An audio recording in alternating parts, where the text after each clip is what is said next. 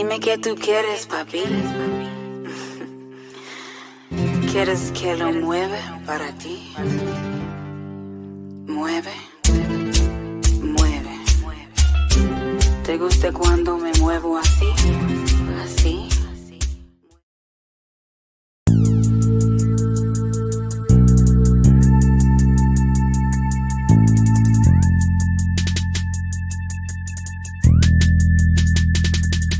Thank you, God, for this day. We have lived everything in our life, our health, our family, the guidance you have given us, allow us guidance to the path of righteousness. Amen. Really, I'ma get that bitch. Revenge is a dish best served cold. She took my son, now my soul is cold. He took my daddy, now my soul is old. Yeah, man. That's hot shit right there, man. So what we gonna do? We gonna dub? Yeah. Woke up. King Chaka ENT. Y'all can check out the music on Spotify, Apple, and other services.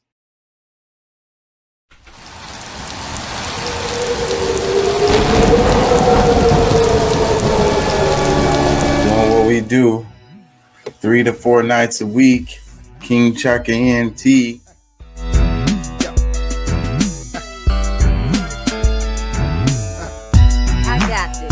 From the She back starts seat. shooting. Ow! That dude was like, ow. What was that? Outside the car, That nigga deputies' got body popped. cameras capturing the bullets flying through the air. We got shots fired couldn't up have been here. a straight We shot. need It had backup to be- immediately. Start Are you- EMS. Start EMS. What We got the a civilian. We got a civilian hit. The deputy. Looks like we got us another hit.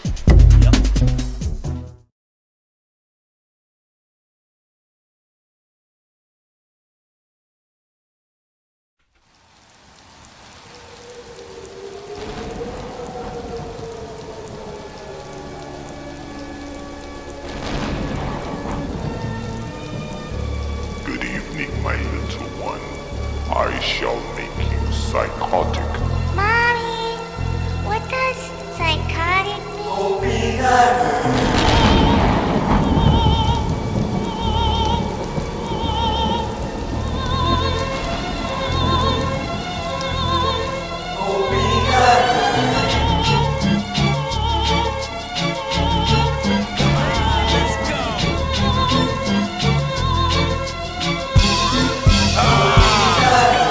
Bouncing back and forth, and you know I'm swinging bows. I'm about to change course, go home and changing clothes. I'm looking at this bitch, it seems like she's saying no. I'ma hit the streets, though I'm supposed to be laying low. I'm following the buzz, never know which way it go. Keep on bringing heat, cause the G.O.D. say it so. Sailing on the beat, so you can't chop and play it so.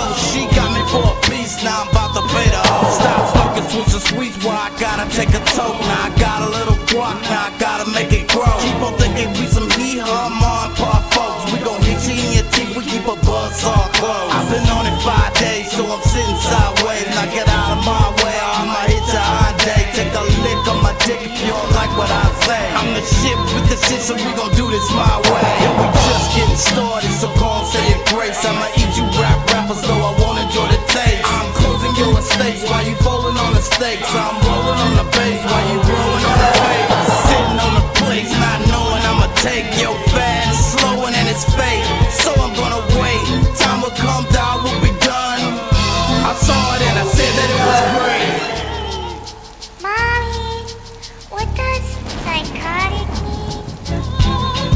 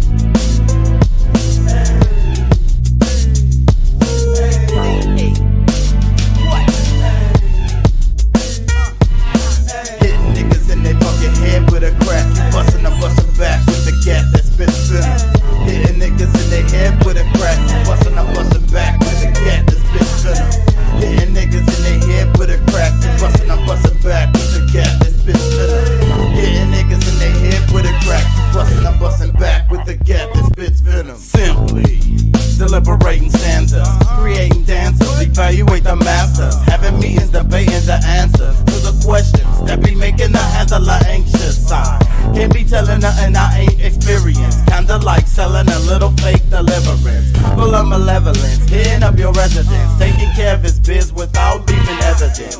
Planet heaven sent, what the fuck is this? When I take a trip to the abyss and meet the beast, I'm coming back with it. That's gold words coming from a spectacular man that froze when he found out he had a black hole where his soul's supposed to be. That's no way to see eternity.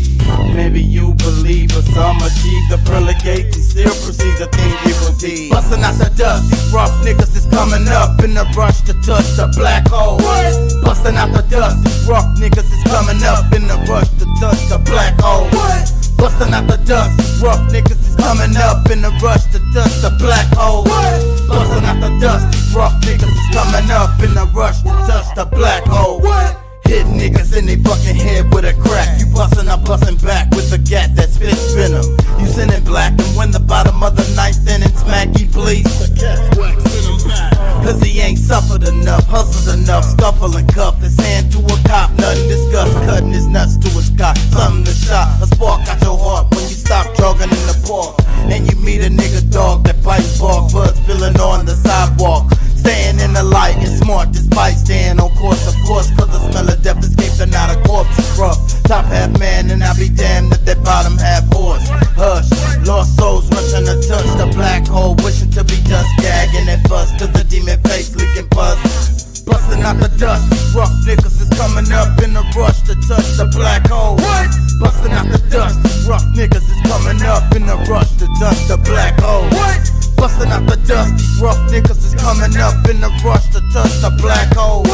Busting out the dust, these rough niggas is coming up in a rush to touch the black hole. What can I say? Lay in my bed at night like it's a grave. Listen to the voices in my mind misbehave. Best to be glad that my mind is awake. Voices taking over days makes me afraid. I dare not go to sleep cause the voices make me weak. If I reach out for the light, then I know they gonna speak through mutilated teeth. I fumigated beef. I treat my lady sweet. Why do I gotta shriek in the night? Think I'm living right? My insomnia is bringing me to ride. Lunatic lyrical things to keep me from my dreams. I wake up and I scream. Reality to me ain't really what it seems. Imagine an old set scene when you woke up with a cold sweat scream. Roll over on the floor, now you know what death means.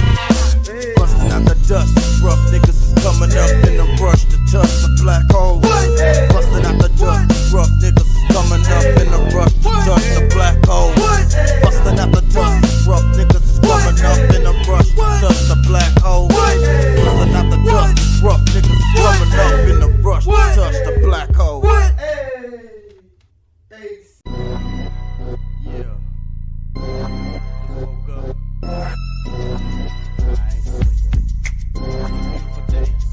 I ain't feeling your side, I'm feeling alright. I'ma get inside, I'm feeling my life. I ain't feeling your side, I'm feeling alright. I'ma get inside, I'm feeling my life. I'm digging your wife, she playing my mic. She really so nice, I call her my light. I say we off flight cause we stay up all night.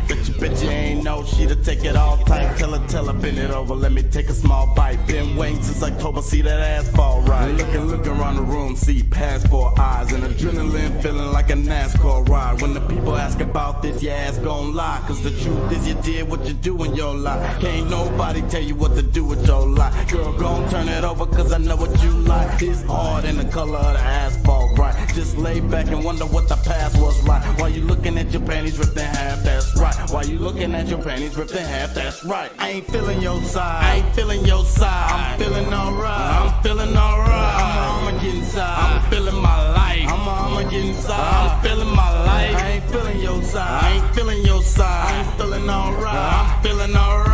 I'ma get inside, I'm feeling my life. I'ma get inside, I'm feeling my life. Let me me tell you a little something about life. Win, lose or draw, I'm still taking your life. I mean, if you ever wanna fucking come in my sight, you scream like you never screamed in your life. Flip it on over, gon' do it like this. Not riding with a soldier, then you ride against it. Looking from the other side, make your stomach get sick. Every person scheming, thinking he the one to get rich. Ever sit and really think what you would do with one wish? And if you knew afterward, you'd be sleeping with fish. Style will be done, here we come.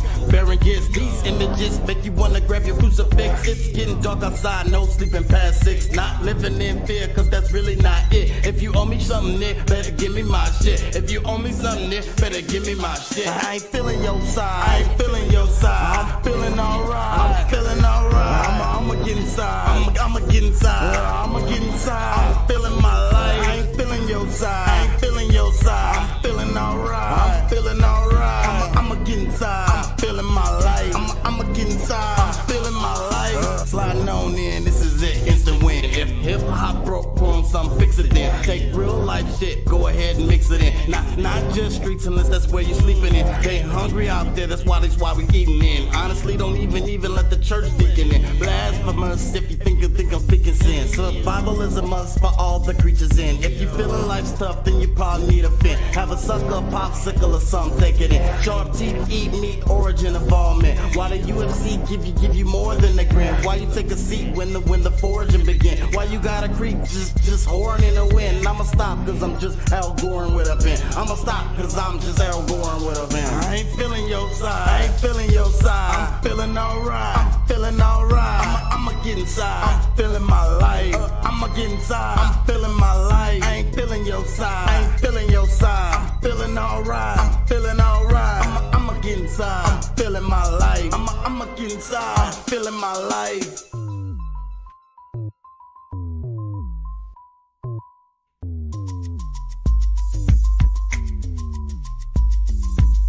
Hitting niggas in they fucking head with a crack. You bustin', I'm bustin' back with a gat that spits venom. Hitting niggas in they fucking head with a crack. You bustin', I'm bustin' back with a gat that spits venom. Hitting niggas in they fucking head with a crack. You bustin', I'm bustin' back with a gat that spits venom. Hitting niggas in they fucking head with a crack. You bustin', I'm bustin' back with a gat that spits venom. You sending black, and when the bottom of the ninth in the smack, you police the cat's waxing them back. Waxing them.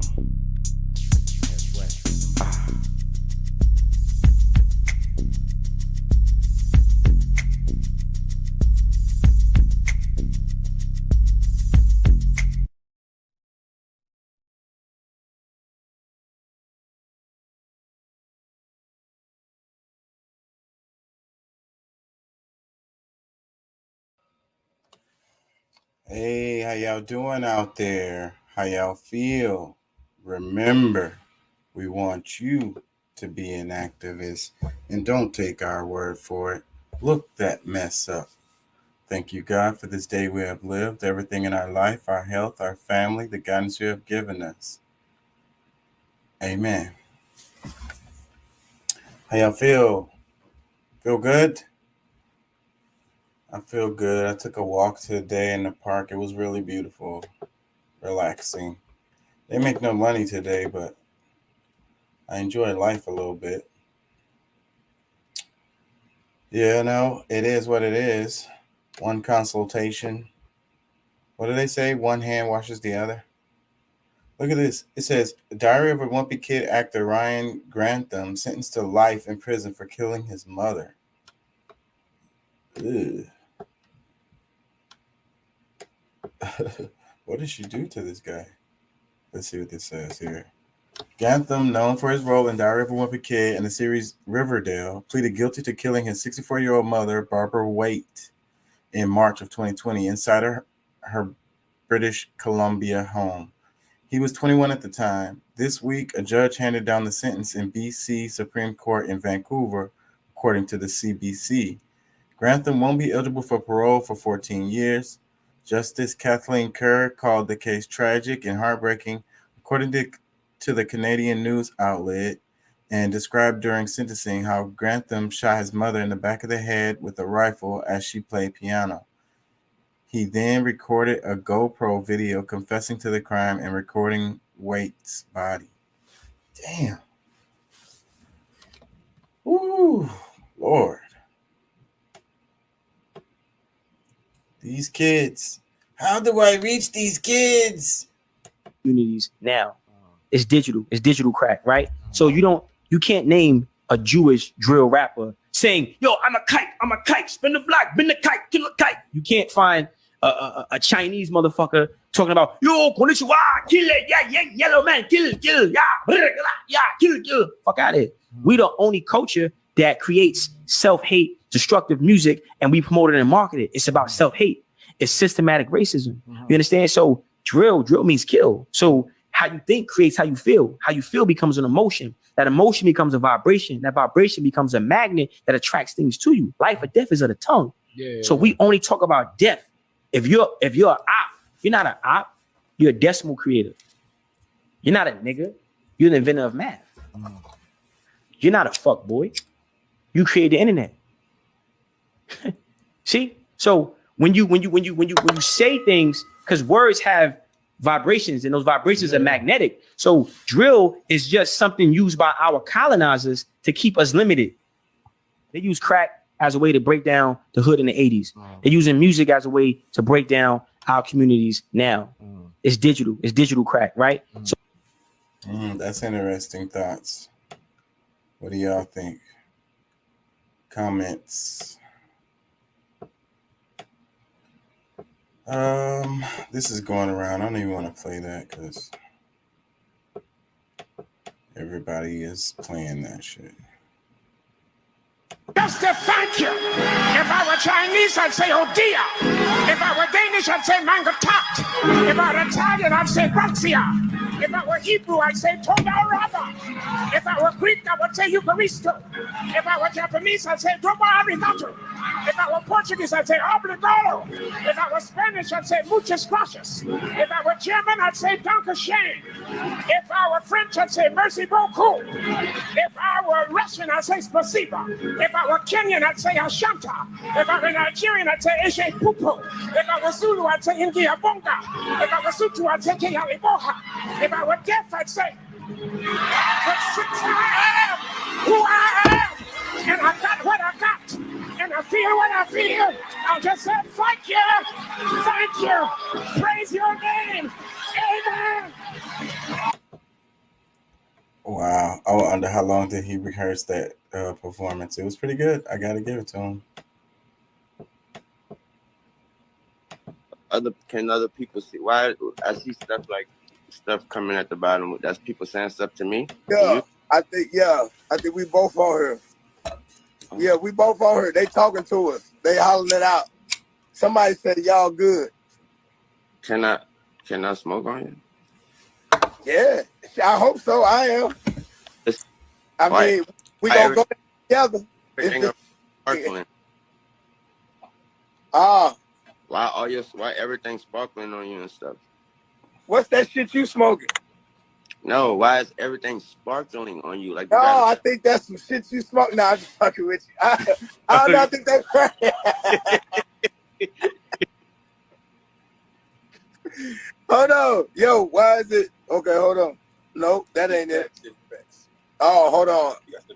I got an effect. Oh, there we go. Alright, yeah, take the effects off, man. Hey, man, listen, man. I just told you I don't know what the fuck I'm doing. My shit go through there automatic.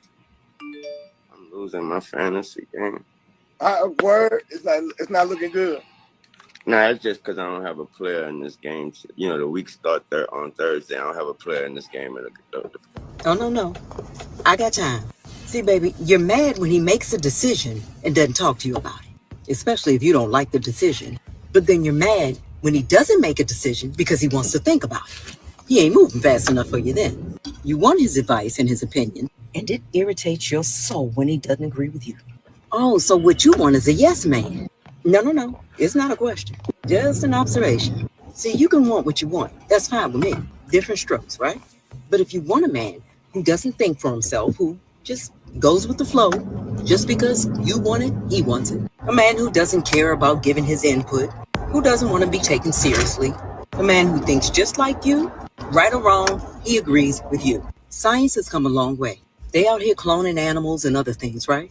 At least that's what I heard. I figure if the price is right, they can clone you as a man. At least you'll have one as strong as you, instead of one that's spineless. Baby, you gotta stop. Oh, no. She said, a good man, not a yes man. Yeah, a good man is not a yes man. Yes. I like that a lot. We're not going to agree on everything, you know. And, you know, we all have to know when to back down, too, at some point, you know. Either side, you know, you got to be like, okay, even if you don't agree, there's no point in bringing it, you know, continuing it. You know, continuing like the argument or whatever, arguing about it. It's like, so, but then the other side, like what she's saying, just agree with them. Just like, you want the guy to just agree with you. Like, you're not going to want that shit either. It's a fantasy that's what bothers me so much. It's like they're looking for a unicorn. They're looking for the knight in shining armor. This guy does not exist. I'm sorry to tell you, ladies, that guy, the knight in shining armor guy, he don't exist. That's a unicorn y'all looking for. Unicorns don't exist. So come back down to reality and, you know, get you a good man. He's just going to be a regular man. He ain't going to be the knight in shining armor. And, you know, that's what it is. Let me see. Any of this I want to cover? Let me see this one. Mississippi Today was found to be siphoning welfare funds from the state of Mississippi with the help of former Mississippi Governor Phil Bryant to help build a volleyball stadium for the University of Southern Mississippi. It's important to point out that Favre's daughter plays volleyball for that college, and prosecutors are calling this a massive scheme to defraud the government. This is also weird because Favre is currently worth $110 million and made over $138 million while playing in the NFL, not including commercials and sponsorships. I'm making this video for some of you that had something to say about the undrinkable water in Jackson, Mississippi, and how they should help themselves. Well, maybe they could do that if the government wasn't currently defrauding them. The median annual income for Jackson, Mississippi is $40,000. So if they should help themselves, maybe the volleyball team at Southern Mississippi should do the same and not be taking funds from those that it's designated for in exigent circumstances with undrinkable water that the state created in the first place. Brett Favre, according to Mississippi Today, was found to be siphoning welfare funds from the state of Mississippi with the help of former Mississippi Governor Phil Bryant to help build a volleyball stadium for the University of Southern Mississippi. Yeah, so people been talking about this heavy. So Brett Favre got caught in some welfare fraud shit. A huge amount, too. It's crazy because they send people to jail for that all the time. So I don't know, you know, the hypocrisy of the United States is glaring sometimes. This one was this lady. So Pennsylvania restaurant sues customer who tipped $3,000 as part of Tips for Jesus social media campaign, then disputed the charges weeks later. So that sound like some shit, bro. Like some whole ass shit. So to look good or whatever, I'm tipping for Jesus. They were videoing it or whatever. Maybe you got to put it on your social media and everything and post that you was tipping these people a lot for Jesus or whatever. And then when you go home, you go to your bank and you dispute the charges. That's some whole ass shit. So apparently the restaurant is suing the guy for the money. That's some whole ass shit to do. Let me read this. This is the Shade Room, of course, posted this. It says, in June, Eric Smith ordered a stromboli from Alfredo's Pizza in Scranton, Pennsylvania. The bill was only $13. Eric tipped his server $3,000. At the time, his server, Mariana Lambert, and the restaurant praised his generosity. But weeks later, Alfredo's received an alert about the disputed charge. Now the restaurant is suing Eric for their coins. We received notice 45 days after he dined in our restaurant, the restaurant's vice president, Leslie Menikazi, told Newsweek.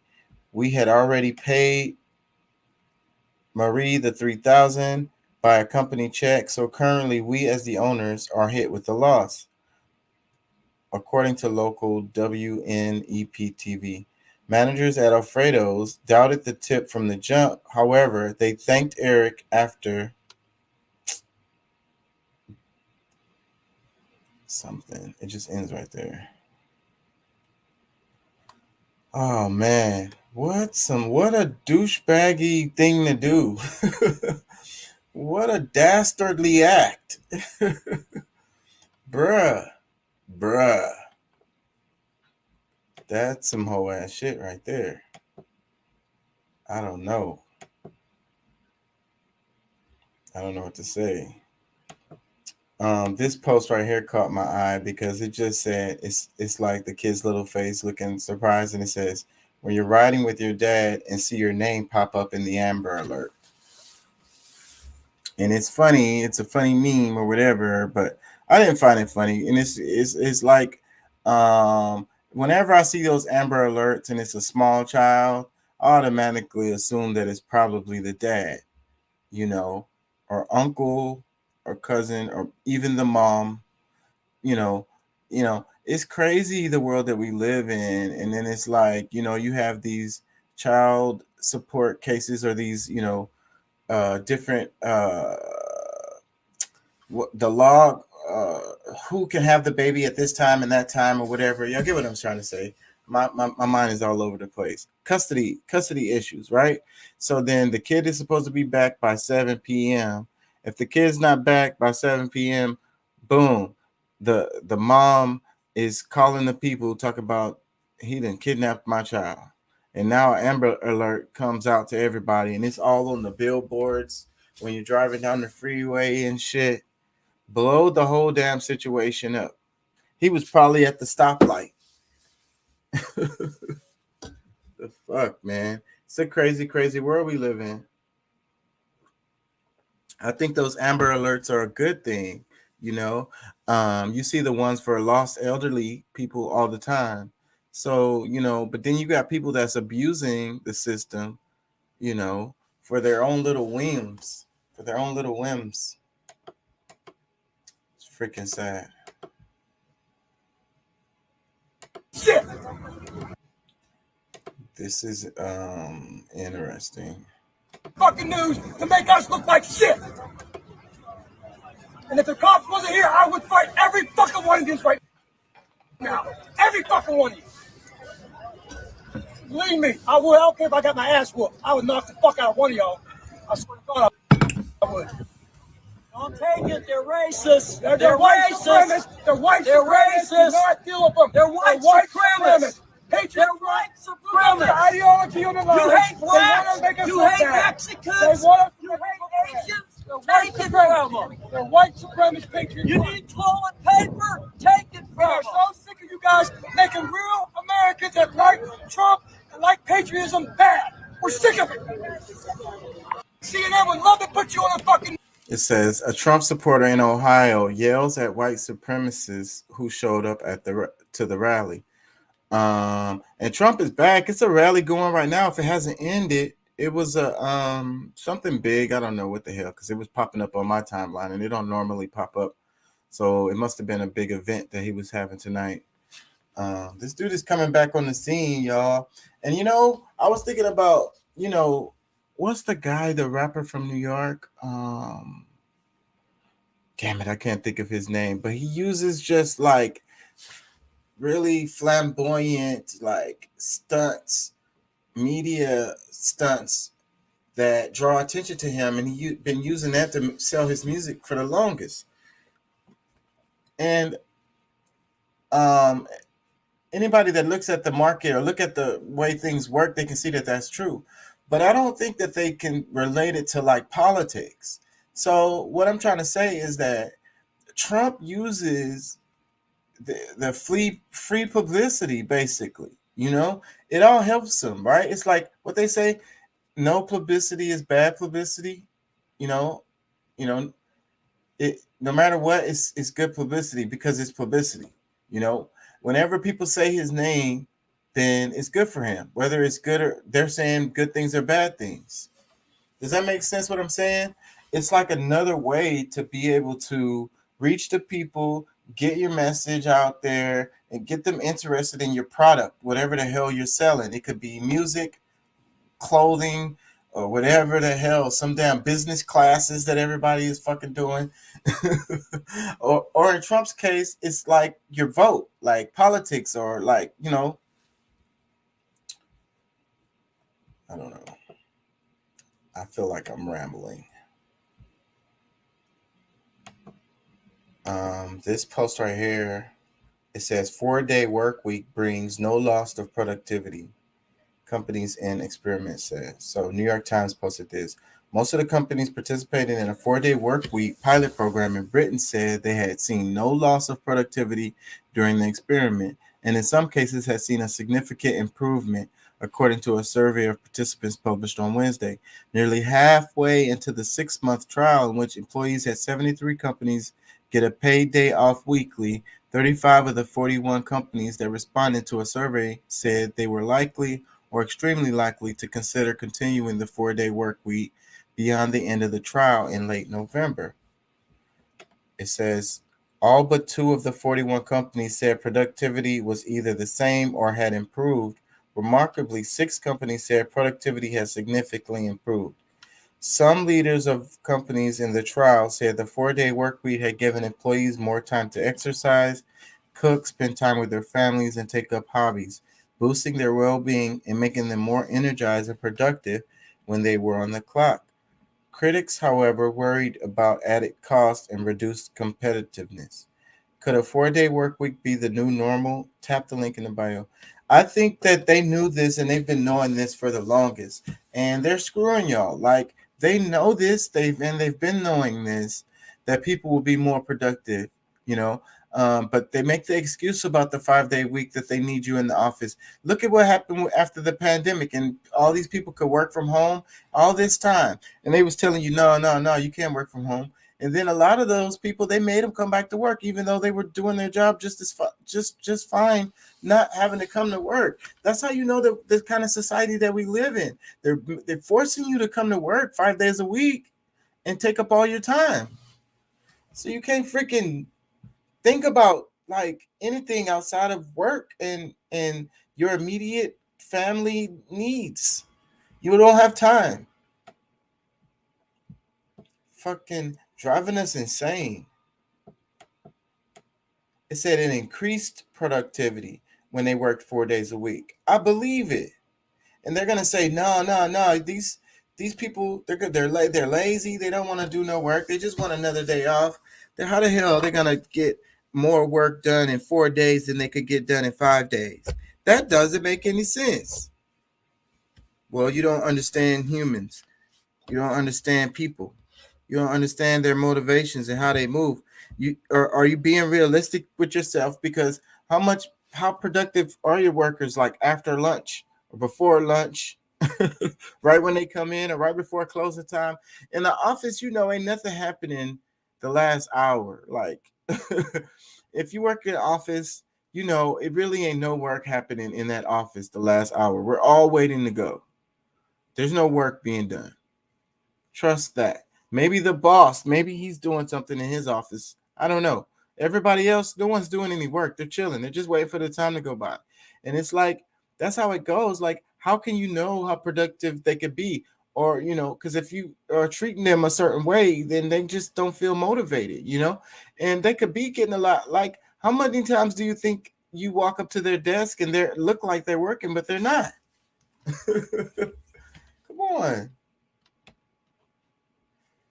Let me read some comments. New York Times posted this comment. It says, "We'll be applying to work companies with 4-day work weeks." Exactly. That'll be another thing. So then they want, you know, that's a recruiting tool. So they talking about competitiveness. Well, shoot, all the people gonna want to work for these companies and not yours. So you're gonna be not have no people. How about that? And they probably gonna be overproducing on crush y'all. That's what's gonna force them to get on board with this. Let me read some more. It says, yes, with flex, WFH plus 2 days at location. I believe real human interaction is key. Yeah, I agree. I think that coming into the office at least once a week, maybe once a month, shit, a couple times a month. I don't know. I don't think they need to come in the office that often, but every now and then, yes. Those group meetings are very useful. Let me read another comment. It says, when we went to 4-day work week, it was a game changer. Everyone was happier and stuff got done. Another comment says, inshallah. It says, nobody does anything on Fridays anyway. Exactly. That's another thing. The whole day. Let me read another comment. It says, the Iranian government has restricted WhatsApp and Instagram and has nearly shut down the internet nationwide. Please use your voice and influence to be our voice. Oh, yeah. They're talking about the Iranian stuff. Do I have something on that? I talked about this yesterday, but I might have something. Did I put it in here? Or did I put it? Let me see. This is a clip right here, I think. No, this is Palestine. Hold on, let me see if I have it in here. I don't have it in here. Oh, wait. This is it right here.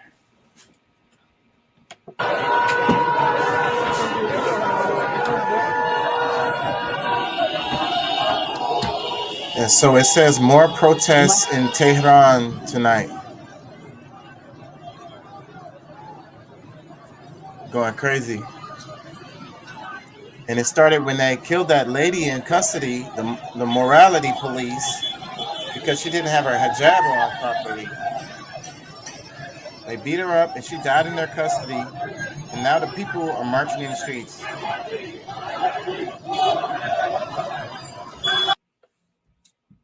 So Nina Turner posted this. She said, I proudly stand in solidarity with the brave Iranian women and their allies who are risking their lives and standing up for their freedom.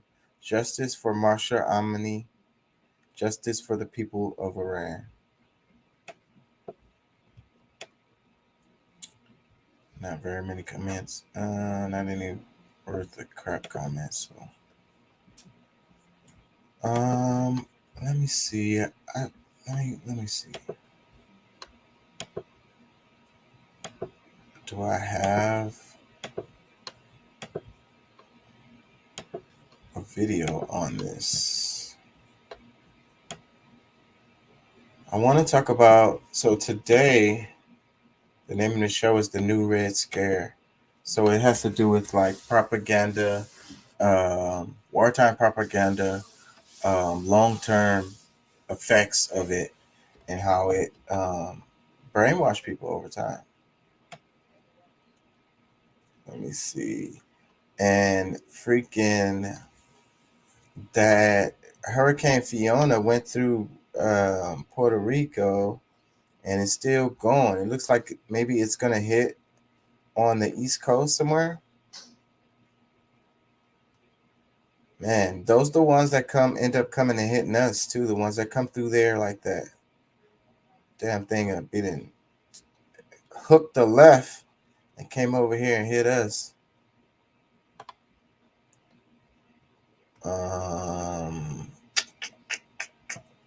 Did I play some of this?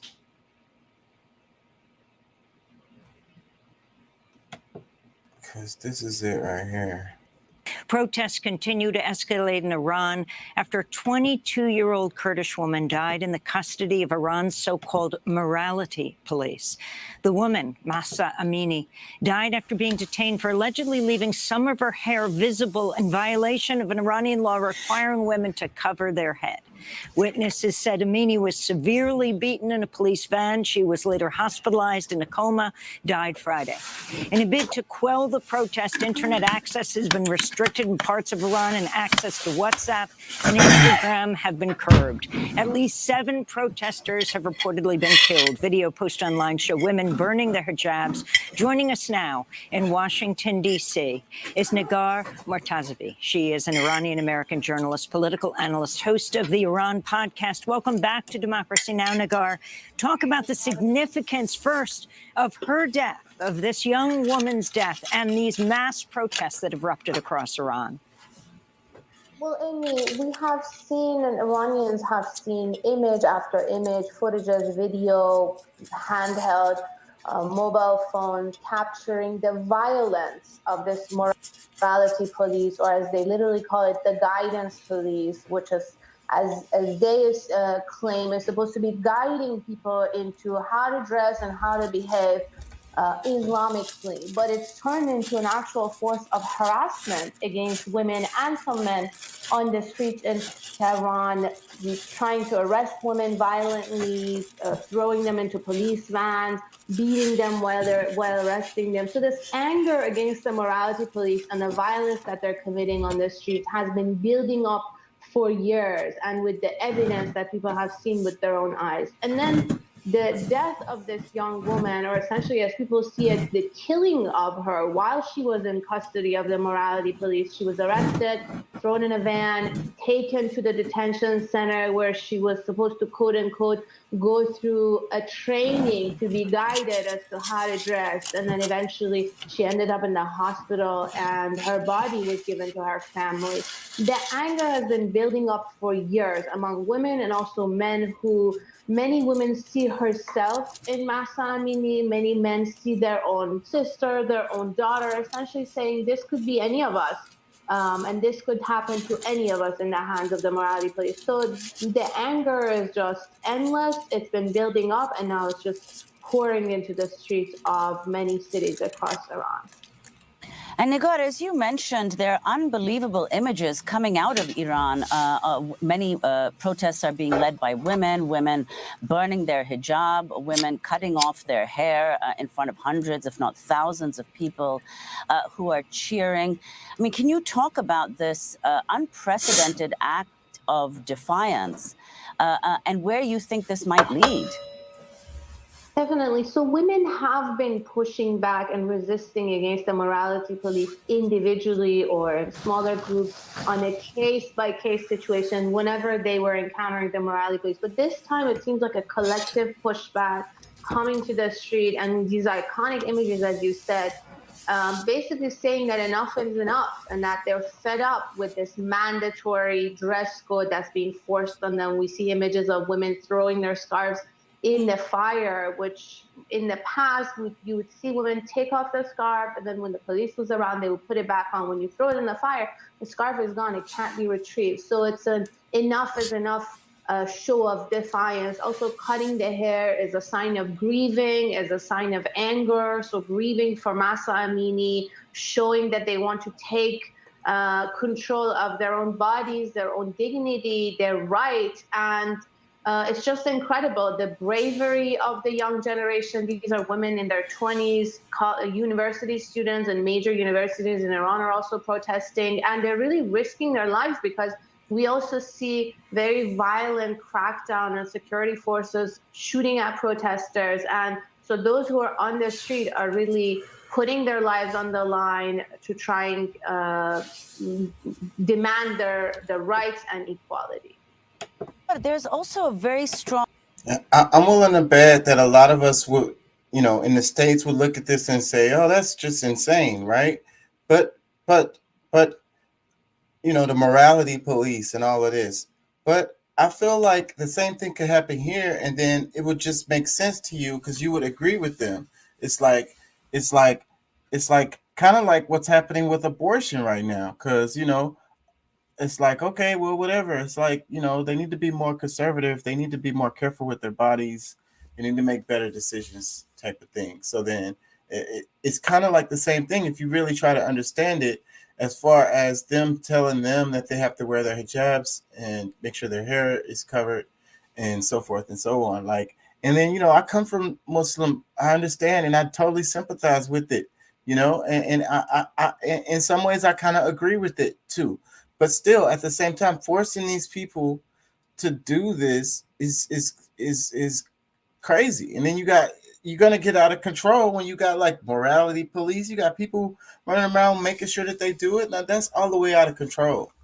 all the way out of control. So what do you think's going to happen? You're going to have people in the streets. You're going to have fires burning. You can't do this to people, you know, forever. At some point, it's going to snap.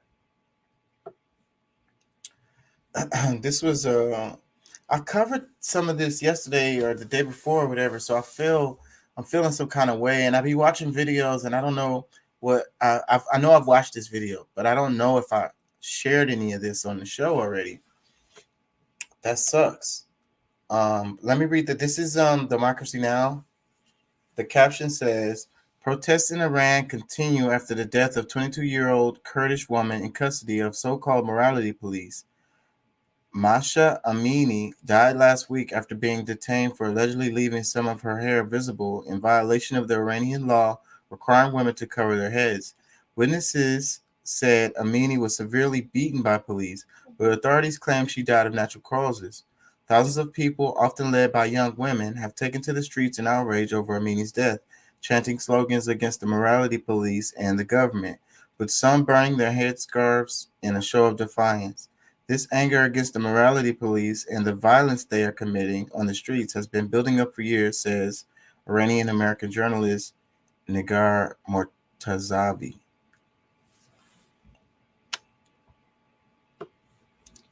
Yeah, I don't want to stay on this long. I'm going to move on, but let me read a couple comments. It says, love that there are men and boys out there protesting and standing in solidarity with those brave women and girls.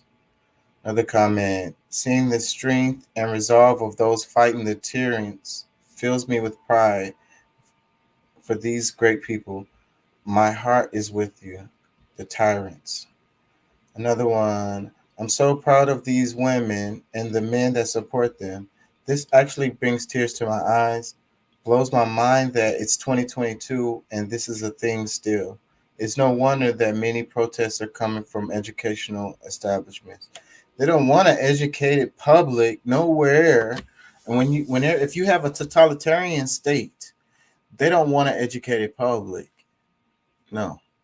Let me read some more. It says, so much respect for these women that are protesting. So many women worldwide have had enough. Worldwide. That's the reason why I'm covering this story, is because this isn't in Iran. This is in Iran. But these people are a lot like people over here in the UK or United States. A lot like them.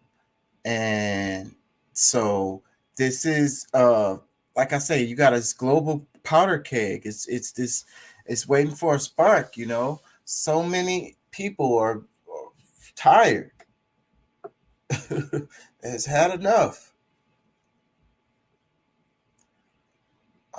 I don't want to spend too much time on this because I talked about this topic already. And I don't know what all I can't remember what all I covered in that one. So I don't want to be repetitive.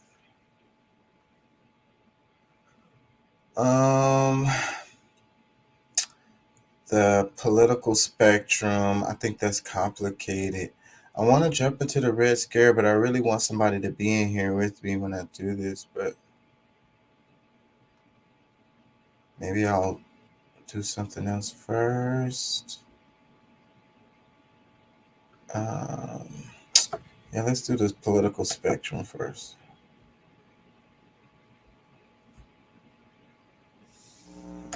Good time to take a look at the approaching. I thought now would be a good time to take a look at the American political spectrum and discuss just how little disagreement there actually is within American politics. Let's start with a tool we're probably all familiar with, the political compass test. This simple test has you answer a series of questions, then, based on your responses, gives you a set of two values, one for the x-axis and one for the y-axis, which it uses to plot your overall political ideology on the chart. For those unfamiliar with the compass, it's a roughly accurate way to help you understand where your opinions fit in the wide range of political thought. The x-axis represents economics, with an economy run by a cooperative collective agency on the far left, and a market left to the devices of competing corporations and individuals on the far right. The y-axis represents social stances, with the very top representing a complete obedience to authority, and the very bottom representing a maximization of personal freedom. A lot of people get hung up on the left-right portion, and conflate one side or the other with authoritarianism. This is a mistake. Any point on the left-right spectrum is capable of authoritarianism. For example, you'll find leaders like Kim Jong-un on the left and Adolf Hitler on the right. There's a vocal subset of figures on the right who love to claim that Hitler was a leftist, but we'll get to that later in the video. To give you a few examples of notable figures from each quadrant, you'll find Mao, Stalin, Kim, and Mugabe in the authoritarian left quadrant, Hitler, Viktor Orban, Hillary Clinton, and Donald Trump in the authoritarian right, Ayn Rand, Milton Friedman, Friedrich Hayek, and Gary Johnson in the libertarian right, and Gandhi, Thomas Paine, Bernie Sanders, and Nelson Mandela in the libertarian left. So, to reiterate, the x-axis is economic stances and the y-axis is social stances. As a small disclaimer, no simple political test is the most accurate determinant for actual human ideology. A two-axis chart is simply not nuanced enough to be 100% correct. But the political compass is a useful tool for understanding broad trends, and it's helpful for this type of analysis. Now, let's look at the compass for the 2020 presidential race. Interesting, right? Maybe not what you expected. There's a whole lot of yelling and name-calling between presidential candidates and their supporters and detractors, but when you take their voting records and plot them on a chart like this, it becomes apparent that there's really not that much separating most of the candidates. Even Bernie Sanders, whom many people paint as a communist, barely squeaked his way onto the left side of the spectrum. What's going on here? The reason a figure like Bernie only just passes the center line is that the political compass isn't just mapping American sensibilities, but the entirety of political thought. The American political spectrum stops right about here. Anything beyond Bernie's moderate social democratic platform is absolutely unthinkable in modern-day America. So why does our national political conversation stop so close to the center line? One of the biggest reasons is the legacy of the Cold War. The Red Scare was scary. In the days when schools had nuclear attack drills, anyone even remotely critical of the prevailing American political model was seen as a communist and sympathetic to the nation's greatest enemy. This led to years of crackdowns on left-leaning political groups, McCarthy's communist witch hunts, and a general circling of the wagons around the, quote, American way of life. When the Soviet Union fell and the Eastern Bloc countries got both democracy and a free market at the same time, the two axes of the political compass got tangled up. This bundling led many to falsely equate free market capitalism with democracy, and more left-wing politics with authoritarianism. If you need proof of just how ingrained this type of thinking has become in America, take a look at these pictures. The terminology is always the same. Blank equals communism. Apparently, keeping Baskin-Robbins closed so people don't die from a deadly virus is communism. Who would have guessed? When the incredibly popular Ronald Reagan came along and launched his campaign of deregulation, tax rate reductions, increased military spending, and union busting, he put the final nail in the coffin of American left politics. Since then, we've lived in an era of consensus. Politicians may appear to disagree on many subjects, and they probably truly see each other as complete opposites. But the truth of the matter is that, with very few exceptions, the entirety of American politics is contained within a single quadrant of the political compass. The entire national political dialogue is framed to begin and end on the right. So, for the sake of expanding the national dialogue, let's talk a little bit about the neglected left side of the spectrum. But first, we need to put one erroneous claim to rest. There are some notable figures on the right who claim that Adolf Hitler was a leftist. Everyone's favorite felonious filmmaker Dinesh D'Souza and fail son extraordinaire Ben Shapiro are particularly vocal about it. Their argument usually boils down to, well, the Nazis were called the National Socialist Party, checkmate. Okay, sure. But the Nazis were no more of a socialist party than North Korea is democratic, by the people, or a republic. It's the same tactic taken by autocrats throughout history. They pick a term their citizens associate with something good, usually freedom, or democratic, or people's, and they adopt it to make themselves look good. Hitler himself said, "Our adopted term socialist has nothing to do with Marxian socialism." So there you go. To be fair, bad faith arguments like those from D'Souza are generally dismissed by most thinking people. But there are plenty of older folks who get caught in the trap, which is sad because they're completely unaware of the fact that they're being taken advantage of. But while we're on the topic of socialism, I think it would be useful to explain what the ideology really represents. After all, the term has made quite a comeback in recent years, with a larger percentage of young people across America having a more favorable opinion of socialism than capitalism. Socialism, in America, is a blanket term for generally leftist ideology. A socialist would advocate for a more egalitarian society, where there's not a tiny percentage of people hoarding all the wealth. They want to end pointless wars like the decades-old conflict in the Middle East, where young men and women are sent to die and murder other humans for the sake of the rich and powerful. They advocate for a more humane society where the sick can get treatment and not go bankrupt in the process, where small businesses aren't crushed by multinational corporations, and where people are paid fair wages for their work. They also advocate for worker control of, or at least worker involvement in, enterprise. That's a key point that most Americans seem to miss. When someone shouts that the government issuing a quarantine is communism, they're more than a little off base. Government doing stuff is not communism, or even socialism. If the US government were to establish a more robust safety net for workers laid off during the pandemic, that still wouldn't be socialism, nor should such a government be considered leftist. If workers don't have a say in how enterprises run, you have a left-leaning centrist government at most. It's important to have at least a general understanding of what terms mean when we're talking about politics. You hear a lot of right versus left, freedom versus communism bickering in the US, but when you hear something like that, remember just how similar mainstream politicians are these days. Don't buy into the fear-mongering, and take the time to educate yourself about the whole spectrum of political thought, not just the stunted American variety. While the political compass test isn't perfect, it's a good place to start if you'd like to understand more about your opinions and who shares them. There's a link to take the test in the description below.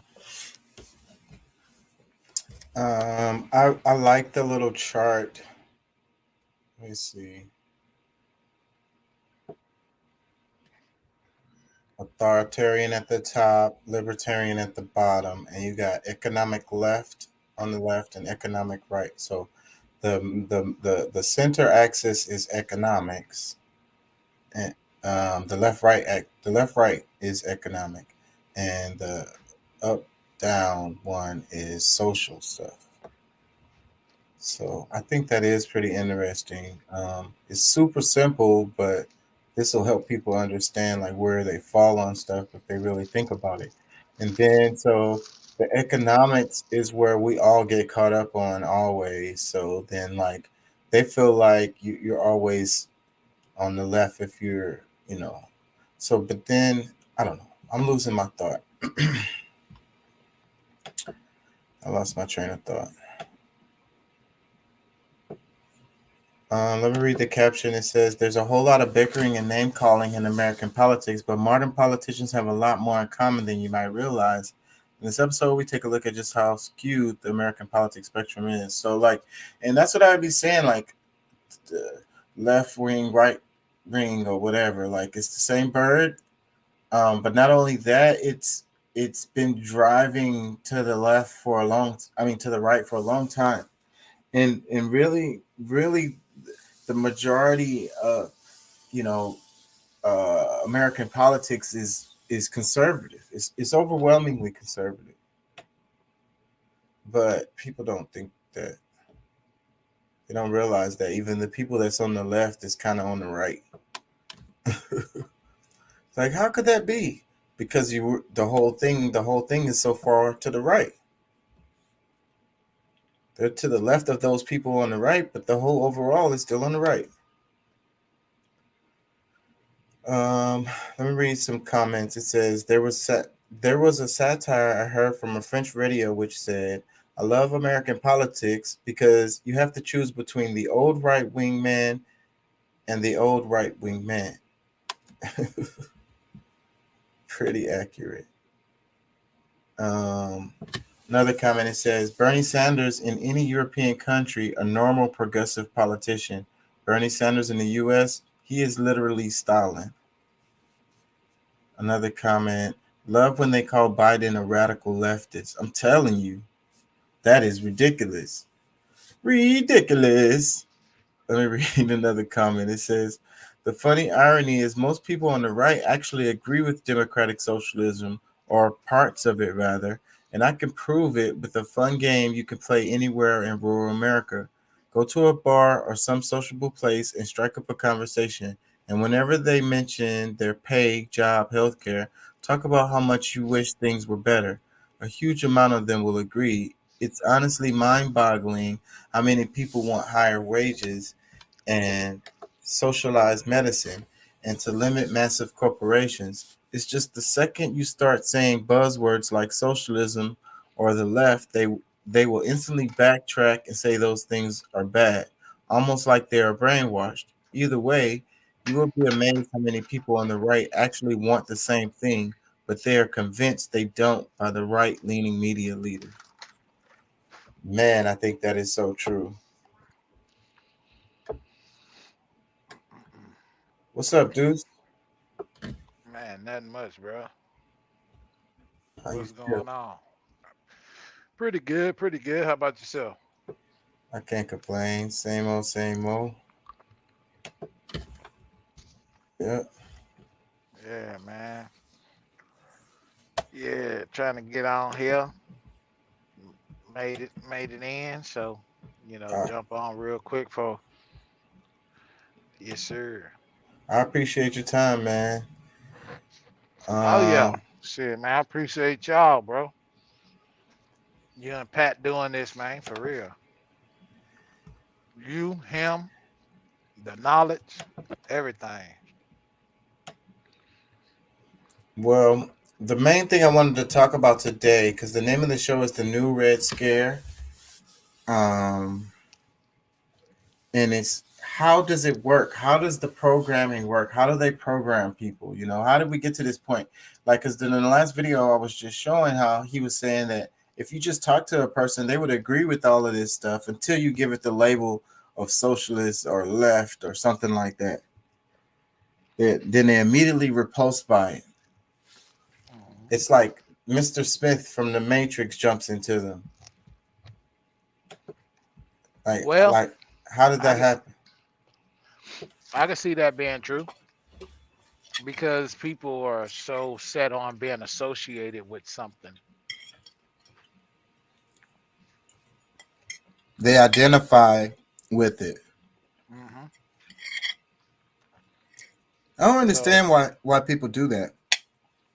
Like, I made a video about like you are not your shoe, because when somebody says your shoes are dirty, or they say I don't like your shoes or they're ugly or something, and people are really offended, like really, really, really offended.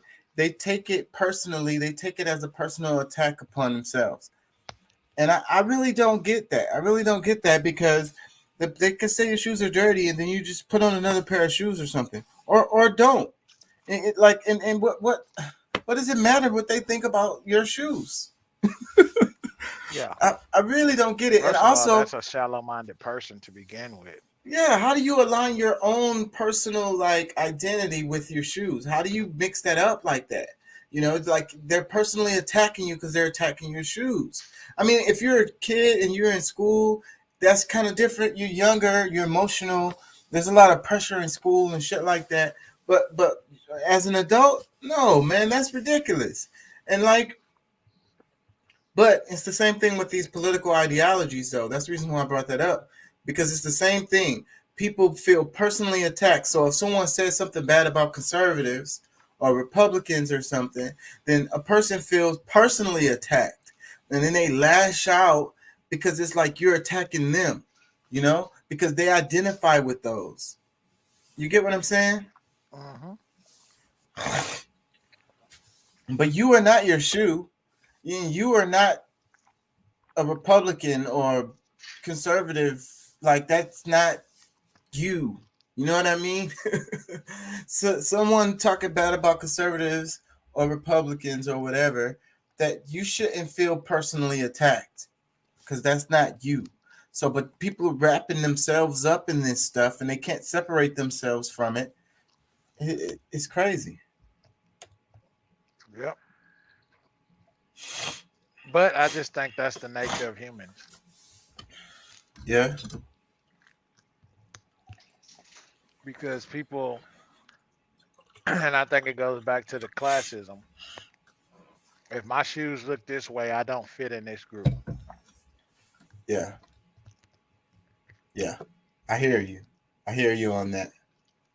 Because that's how it's funny how, like, certain people's, they have to match, right? Their shirt have to match their shoes or whatever, Yeah, that's like the silliest thing I heard is if you're wearing Nike shoes, you can't wear a Champion outfit. That's clashing of brands. Who gives a fuck? Like, who cares? You know what I'm saying? If it matches, it matches. Like, my daughter is sitting here like, that is daddy.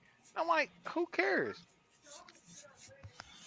They are really sensitive. The new generation, they are really sensitive to that stuff. And they have all of these rules. And that's why I was talking to my daughter, like, y'all have a bunch of rules. Like, oh, you can't do this, you can't do that, you can't do this, you can't do that. Like, what the hell? Y'all putting yourself in like a prison. Yeah. Like, bro, it's so crazy, man. Like, My daughter is sitting here listening to me, and she's like, "It is clashing. You should not wear Nikes and Adidas." And I'm like, to me, I don't care if the shit flows, it goes, it looks good. I don't care. Like this whole, like that's not the type of stuff we were on when we grew up.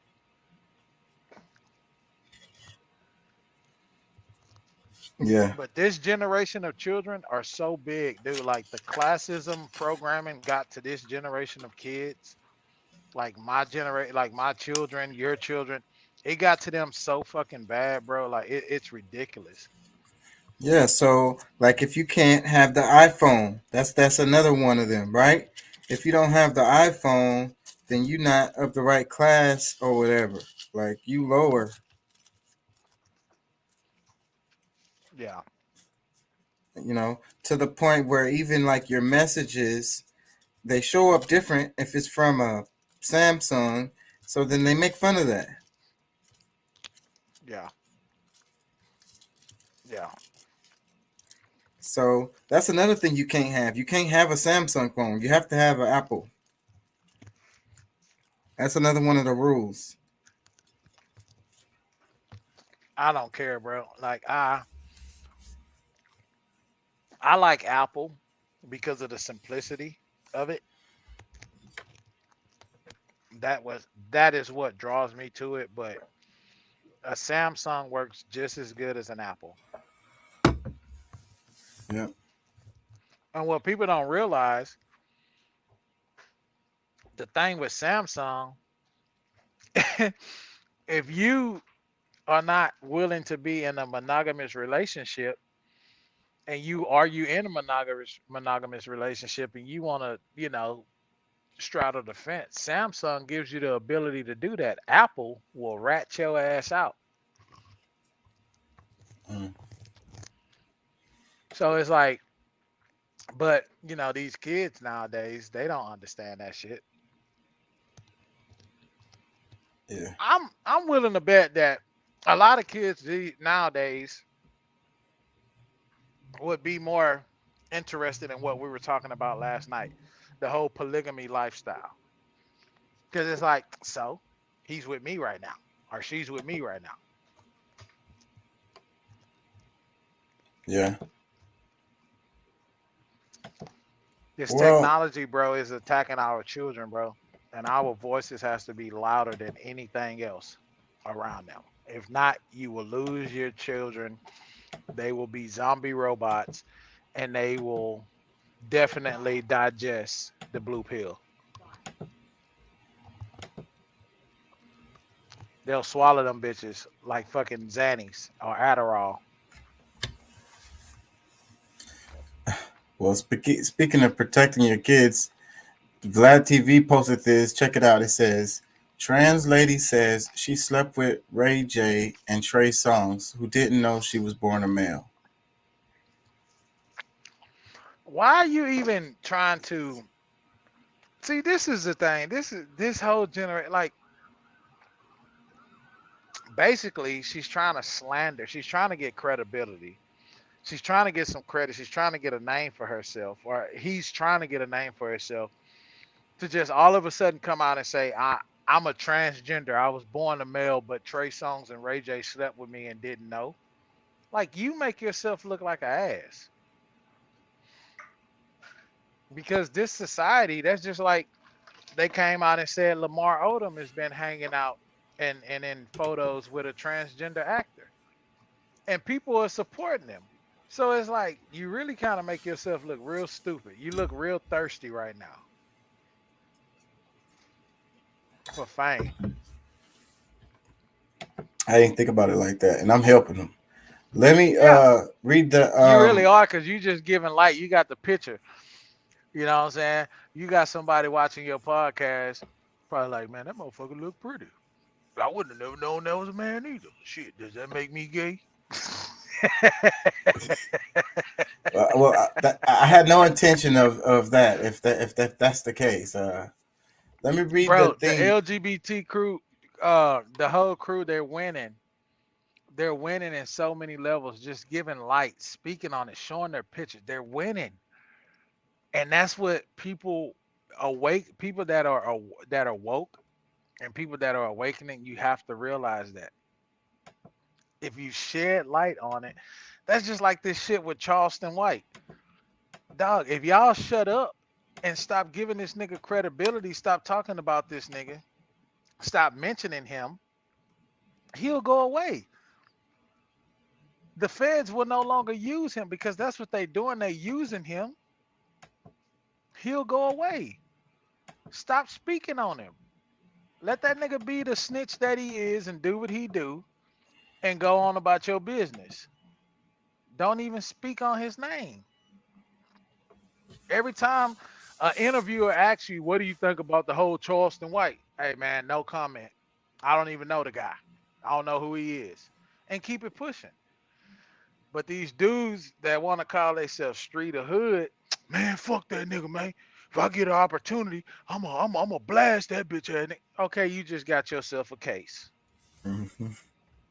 Just don't even say shit. Just be like, man, hey, man, he his own man. He doing what he doing. He getting it how he live, and keep it pushing. Stop bringing light to this nigga. Yeah. Yep. I'm hearing you. I just mentioned it because we were saying something about that at the end of the show last time about like the transhumanism and stuff, and then this popped up. Anyways. Yeah, because they listening to you. How is it that me and you could have a phone conversation about a particular computer or item, and then the next day you and I both got it as an advertisement on our Instagram or Facebook timeline the next day, or hours after we talk? They listening, bro. Your devices are bugged, and if you don't think they are, you're stupid.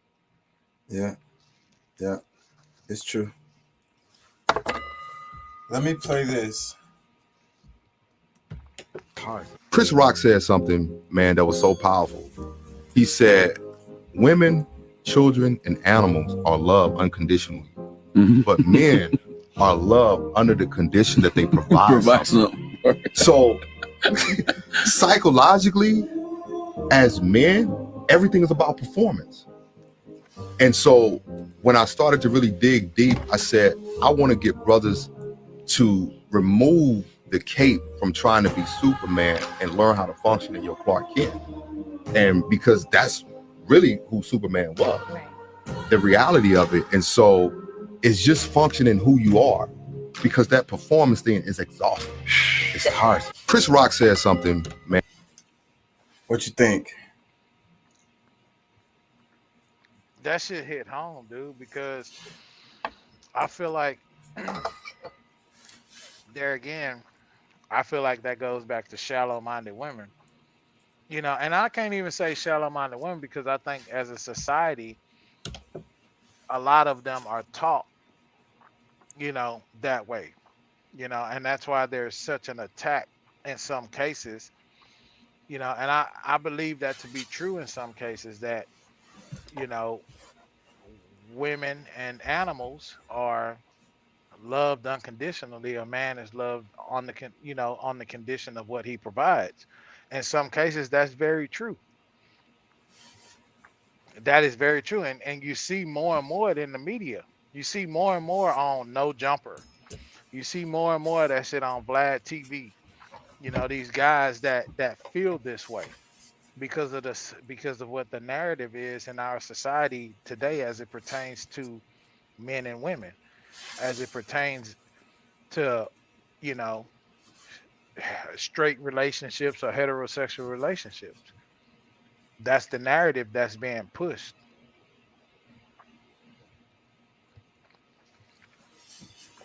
Yep. We talked about it pretty heavy on the other show. But you as a man, as an individual, you have to know your worth. And if that's what you feel, if that's what you feel when you're in a relationship, then you need to speak up on it. And if that person is not willing to meet you in the middle and understand where you're coming from, then maybe that's not the relationship that you should be in, and maybe you should take a step back. You know what I'm saying? Because You don't want, because if you feel like you're being used in a relationship, you're not going to be happy. And if you stay in that relationship, you're in a way, you're kind of like submitting, or you're just settling.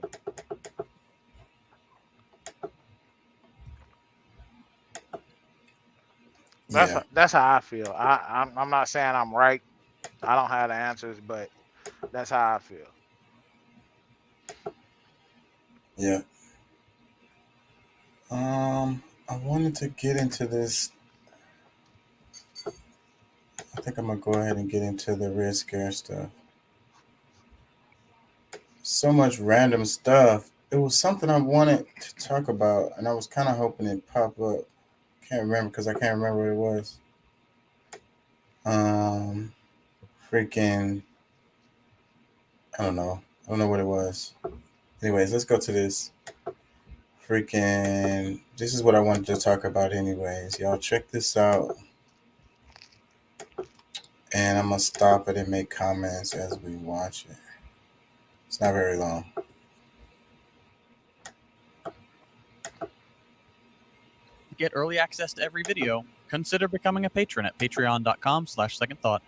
The first important thing you can do is to be sure you know what communism really is. In other words, know your enemy. Whoever you are, wherever you are, discuss the Red Menace with your neighbors, your friends, your business associates, your fellow students. Are you a factory worker? A member of a union, a trade association, a service club, or a church? Be alert to spot anyone promoting the communist line. And be doubly alert when the communists start hunting you. That's right. No matter who you are, you have your own circle of influence. So the commies want you. They have a variety of approaches. Any one of them may sound reasonable, even commendable. Just don't ever agree to join any committee, or support any cause, or sign any petition, or allow your name to be used in any manner until you know the whole story, who's behind it, what their real objectives are. I feel that the millions of Americans who have long voted the Democrat ticket are just as loyal, they love America just as much, they hate communism just as much as the average Republican, which proves my contention, and that is that in this fight against communism, it isn't a Democrat fight, it isn't a Republican fight. It's so easy, you see, to talk about communism generally, to talk about the sellout in China and Korea generally. But unless you call the roll of the traitors, treason isn't like little topsy, it doesn't just grow. It's created by men with faces and men with names. And I think those of us who have been elected by the American people to man the watchtowers, unless we have the intelligence to recognize the traitors, and then, if I may use a word which we use in Wisconsin, unless we have the guts to name them, we should be taken down from those watchtowers and should not be representing the American people. And I don't intend to ever avoid giving the names of traitors, giving the names of communists, when I discover them in important position. In last week's video, I mentioned polling that indicated only half of American young people hold a positive opinion of capitalism. It shouldn't be surprising to anyone that we're beginning to see a predictably paranoid response from the reactionary crowd. If you thought McCarthyism was a thing of the past, well, no such luck. In this episode, we're going to talk about a budding effort to enforce so-called patriotic education standards in American schools, and what that means for the nation and the world going forward. Okay, let's set the stage. This past month, Florida Governor Ron DeSantis held a bill signing event where he and some others explained what exactly their program entails. I'm going to play a few clips to give you a sense of what we're dealing with, and then we'll talk about some specifics. The bill also expands our previous efforts in civics to add a requirement for the high school government class that students receive instruction on the evils of communism and totalitarian ideologies. We have a number of people in Florida, particularly southern Florida, who've escaped totalitarian regimes, who've escaped communist dictatorships to be able to come to America. We want all students to understand the difference. Why would somebody flee across shark-infested waters, say leaving from Cuba to come to southern Florida? Why would somebody leave a place like Vietnam? Why would people leave these countries and risk their life to be able to come here? It's important that students understand that. Okay, lots to unpack here. House Bill 5, which is one of 3 related bills, includes a requirement that high school students be taught about, quote, the evils of communism and totalitarian ideologies. DeSantis then mentions Cuba and Vietnam. Let's start with Cuba. Cuba is an island nation which has suffered under brutal US sanctions for nearly 60 years now. These sanctions have been denounced by the UN as illegal and inhumane, and every single member state, with the exception of the US and Israel, continues to vote against the oppressive measures which have cost the Cuban economy trillions of dollars. Despite this cruelty, Cuba is a country with a greater life expectancy than the US. They had a better COVID response than the US, and the basic human decency to send their doctors around the world to places that needed help, without any expectation of financial gain. Why would somebody flee across shark-infested waters to come to America? I don't know, Ron. Maybe it's because decades of illegal US embargoes are slowly strangling an innocent nation. A nation which deserves, like any other, the freedom to determine their own future. The United States will not allow that. It's no surprise that some Cubans have emigrated to the nearest country. What about Vietnam? Honestly, I'm not sure what DeSantis is talking about here. He makes it sound like there's some massive exodus from Vietnam to the US. That is not the case. The Vietnamese show overwhelming support for their government, which isn't surprising considering how effectively that government handles crises like COVID and actually takes care of their citizens. In fact, out of 45 polled nations, Vietnam reported the highest rate of satisfaction with their government's response to the coronavirus pandemic. Going back to Cuba, as more free market policies have been implemented over the years, Cuban satisfaction with their government has declined, dropping from 81% under Fidel Castro to 54% today. The US Congress, by contrast, enjoys an abysmal 26% approval rating. That is among the worst in the world, and frankly, it's not surprising.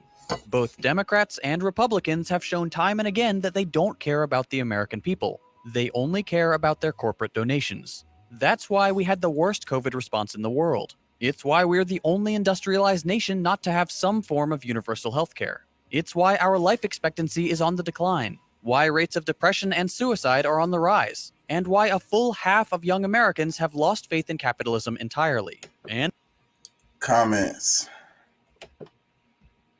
That was a lot.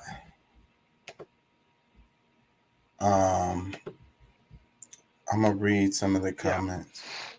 What do you think about any of that? I really hold on. I can read some comments. The first comment, it says, I'd like to congratulate drugs once again for winning the war on drugs. Another comment, it says, the only professors I've had who were even remotely leftist were always history teachers. Well, you know, like it's like we talk about all the time in this podcast, man, how they're losing. They're losing their popularity. More and more people are waking up to what they're doing and what they have been. They're waking up that this is a false narrative that we have lived under for decades, probably centuries now. You know what I'm saying? And I'm glad that somebody is shining light on the fact that the Democrat and the Republican Party both do not give a shit about the American citizens as it pertains to the pandemic. If they did, that would have never been voted out. The things that were set in place for a pandemic like coronavirus would have never been thrown out by the Republican Party. You know what I'm saying? That shit would have never been thrown out after Obama left office. There was no immediate response to the pandemic. They had been knowing about it basically a year before it ever hit our country. There was no immediate response. There was no proactive measures taken by our government to protect the citizens, and so many people lost their lives. You know what I'm saying? And so it's disheartening. And if you live in this reality and this truth, and you cannot have enough nuts, woman or man, to say that this is that America has completely committed a genocide on its own population, on its own citizens, then you might as well fucking die. You know what I'm saying? Because it's blatantly in our face, bro. They don't give a fuck about us. You know what I'm saying? They don't care about the generations below us, your children, my children, Pat's children, everybody. They don't give a fuck. It's about corporate greed. It's about these politicians are receiving so much money from these corporations. And then in return, we got so many people on the street, so many families that are homeless that can't make it paycheck to paycheck. And our government is continuing to shit on us by giving corporations that make billions of dollars a year that don't pay anything in taxes. They're giving them corporate welfare. They're giving them tens of billions of dollars a year, bro. That's fucked up. Meanwhile, you got people out here struggling to buy groceries. The prices government is promoting a genocidal fucking. I don't even have the words, like, bro. Did you notice that the gas prices went down, but the damn food, the price of food still up? And everybody's the gas prices are only down within a region. Everybody rent is going up. Okay. You know, home builders right now are scrambling because they fucked up. These federal interest rates that have been set in place, home builders have realized that they fucked up. So now what you have is that these home builders are scrambling. Oh, buy this house. You buy this house from us. Guess what? We'll buy down your interest. We'll pay your we'll buy down your interest plus pay your closing costs, and we'll give you $10,000 towards closing costs. It's unheard of, dude. All of this shit, the bubble is about to pop. And these folks that are out here buying these houses for 10, 20, 30, 40, 50, $100,000 more than what it's worth, y'all, they are finna lose their fucking ass, bro. They finna lose because the bubble is about to pop. It's over. But them damn investment firms like BlackRock or whatever still gonna win because they're gonna come in and buy all this stuff at rock bottom prices. But how they're gonna buy it? They're gonna buy it from our tax dollars that the government is gonna give to BlackRock, that they're gonna give to Union Pacific Railroad Company, which is a subsidy of BlackRock. There again, corporate welfare. Why is our government bailing out corporations and they're not bailing out the citizens of this country, the everyday working men and women? These are the people that allow for this country to continue to move forward. Without us, this country falls because you got to remember the uber rich are only 1% of the population. And that's in the world. Correct me if I'm wrong or right. They can't run their own factories. I saw this post where they were talking about, I think it was a Five Guys restaurant, and they were saying that the owner, how did they say it? They was like, well, he should be able to do 5 people's job. It's like the guy, if he's because he's getting paid more than 5 people that work there, some shit like that. They were like, well, then, he should be able to do 5 people's job. I'm not saying it right, but it was that a really can't do one person job, bro. Yes, it's a really good point. It's a really good point because, they can't run their businesses and freaking do all that shit. Like, they need these people, like, literally. Yeah. They do. They do. And like, since I have had the pleasure of joining this podcast, we talk about education. And we talk about the injustices in the education department as it pertains to administrators, teachers, the people that are involved in educating our children. Look at that shit, bro. That alone. You telling me that somebody who's in charge of educating the next generation can't afford a place to live, can't afford a place to come home to and rest peacefully, get a good night's rest, have a decent meal, and provide for their children? It shows the priorities of our That society. shows the priorities of our society, bro, and our government is fucked up. These people can't even afford health care, dude. Like they get fucked. They Yeah, can't even afford a lot of health care for their teachers, children. A lot of they have to them have are another are job. yeah, they have to go work a part-time fucking job just to get by. So you mean to tell me I got to deal with your children all day? These privileged kids all day get talked to any kind of way and can't do shit, and then I got to leave this stressful environment and go to another stressful environment? And That's you, why I say that teachers don't need guns in schools, because one of these teachers gonna snap. yeah, they gonna be the shooter. Exactly. The teacher is the shooter because Exactly. they stressed out. They done bought the school supplies. They got kids in there that's hungry. They ain't ate nothing. That's another part of this, though. You know what's happening? Like they're driving. We was driving to the charter schools for the longest because the schools is just ass. Now they're pushing you to do homeschooling. You still have to pay, Run right? dishwater. You still have to. Okay, run dishwater.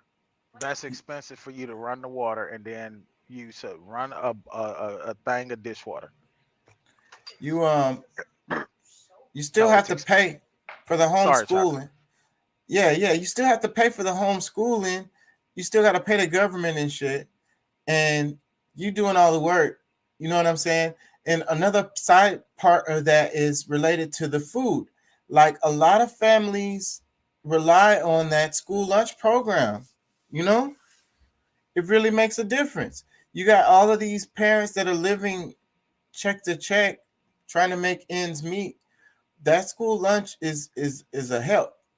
You know, pushing the kids. These parents aren't going to be the parents that's going to be able to put their kid in the charter school. So, but then you have. I remember back in the days where they were like kind of looking down on homeschooling. When I was younger, they looked down on homeschooling, and it was like they were like, the kid's not going to have social skills. They're not going to know how to deal with other people. Of course they'll have social skills, because I can tell you right now, bro, if let's just say my wife homeschooled my 2 children, okay, she follows, let's just say they get up, they're in class by 8 a.m. 11, 12 o'clock, they have a break. Their break leads into a lunch break. So 11 o'clock, boom, they out of the house, they go to a park. You know how many children are homeschooled within our area, the Houston area, that are literally their parents are having picnics at a park, and they're involved in so much more than our kids will ever be involved in because of the freedom. And it's like this bullshit, like it kills me. I used to go and I haven't been since my daughter's been in middle school, because of course she's gotten older. She's like, no, you can just bring me lunch, daddy. You ain't having lunch with me. I get it. She a big girl now. But when I used to go and have lunch with her at elementary school, dog, it sickened me to see how they're training these kids to be institutionalized. These kids got to walk in a single file line, and they cannot speak.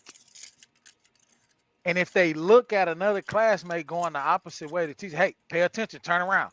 That's the shit that I used to do to inmates when I was a correctional officer. That's fucked up, bro. That is fucked up. And they say, oh, well, it's to keep order. It's to keep order in the school. Like what the fuck you mean to keep order? These children aren't animals. You know what I'm saying? They're not criminals. Like that shit is sickening, bro. Like I'm telling you, I'm talking.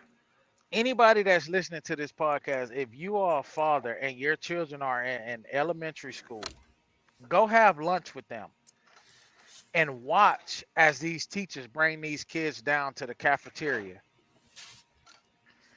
and watch This shit is programmed out. It starts in the school system. The programming. Yeah. And then they wonder why these kids run wild when they go out to recess, because you've been making them fucking shut up and walk in a single file line all day. They gotta ask permission to go piss. Yeah, that shit suck. You gotta ask permission to go piss. I get it. Okay, the teacher needs to know where you're going. I understand that. But literally, I gotta interrupt class by my hand being raised, and then Miss Booker is not paying attention to my hand being raised, and I'm about to piss myself, so I run out of class, and then I run out of class to go piss, and then the teacher or the teacher's assistant come down, grab me by the neck, and fucking damn near strangle me because she's pissed the fuck off. Like, dog, that's institutionalized, man. That shit you do to criminals. It's inhumane. Situation like that happened. It happened in Houston. And it happened a couple of mad. weeks ago. And it's like, it's crazy, bro. It's nuts. But at the end of the day, these teachers' hands are tied too. Their hands are tied, bro. It's a bullshit ass curriculum that they have to teach by. They can't deviate from it, because if one child goes home and says, "Oh, my teacher's teaching this here," and the parent comes and complains, that teacher's in trouble. Like, it's sickening, bro. Like, they're training our kids to be fucking zombie robots. They're almost training our kids to be criminals, if you ask me. They call it the school to prison pipeline. The school to prison pipeline, exactly. And that's why I can't blame parents that have the money and the means to send their kids off for a better education, because, dog, public education sucks, man. Yeah, you can't blame them. But, how did we get here, and what can we do about it? And what I'm saying is, like, it's just another pinch on the parents, because how many parents really do have time to homeschool their kids and still be able to pay their bills? Like, if you're a single parent, that's all the way out of. That's not a lot.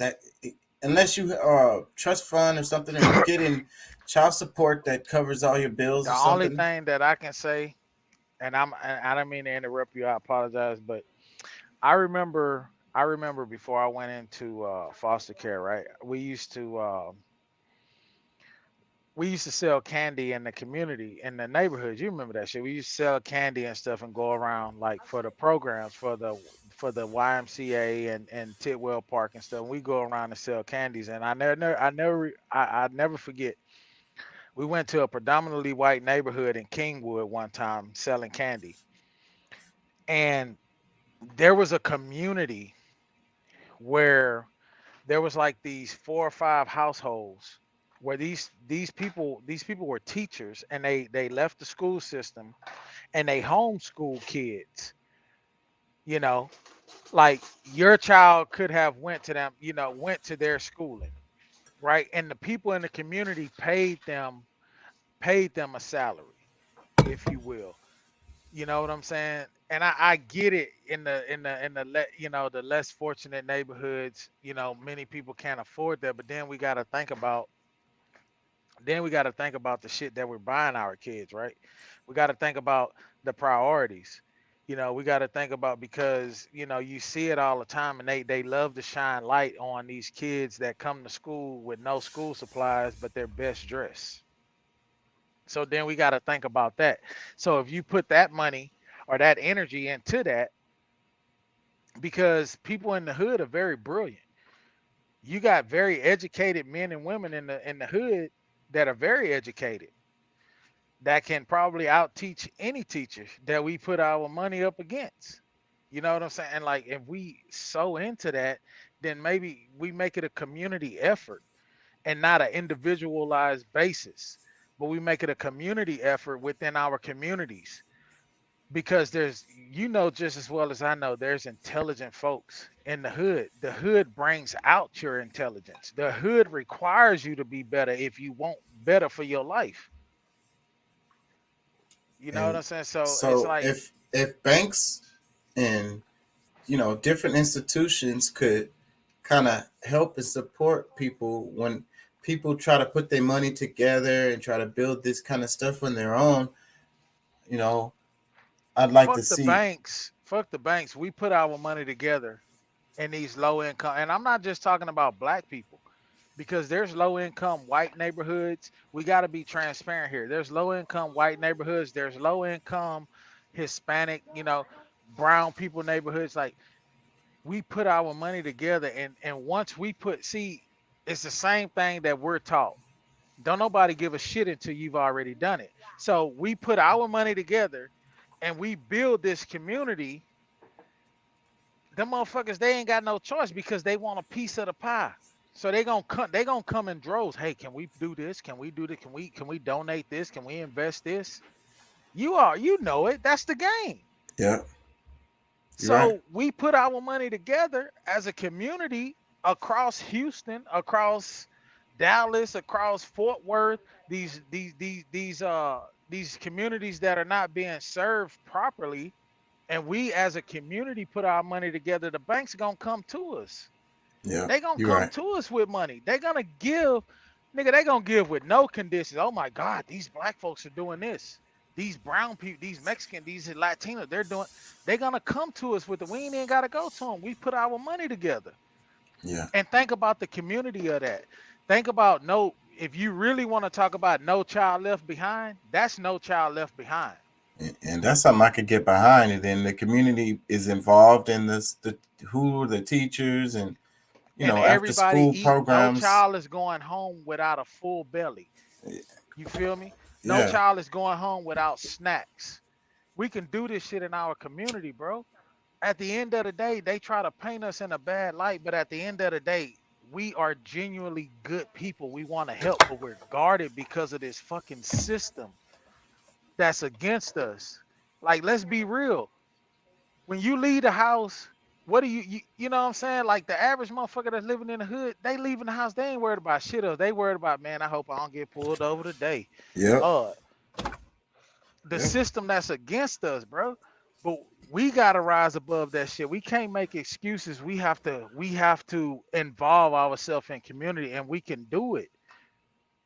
If everybody wearing Adidas that costs $20, can't nobody make fun of this kid no more because I got on Jordans and you wearing Adidas. Nah, nigga, we on the same shit. We doing the same thing. We wearing the same thing. Everybody wearing the same thing to go to school. Uniform. Exactly.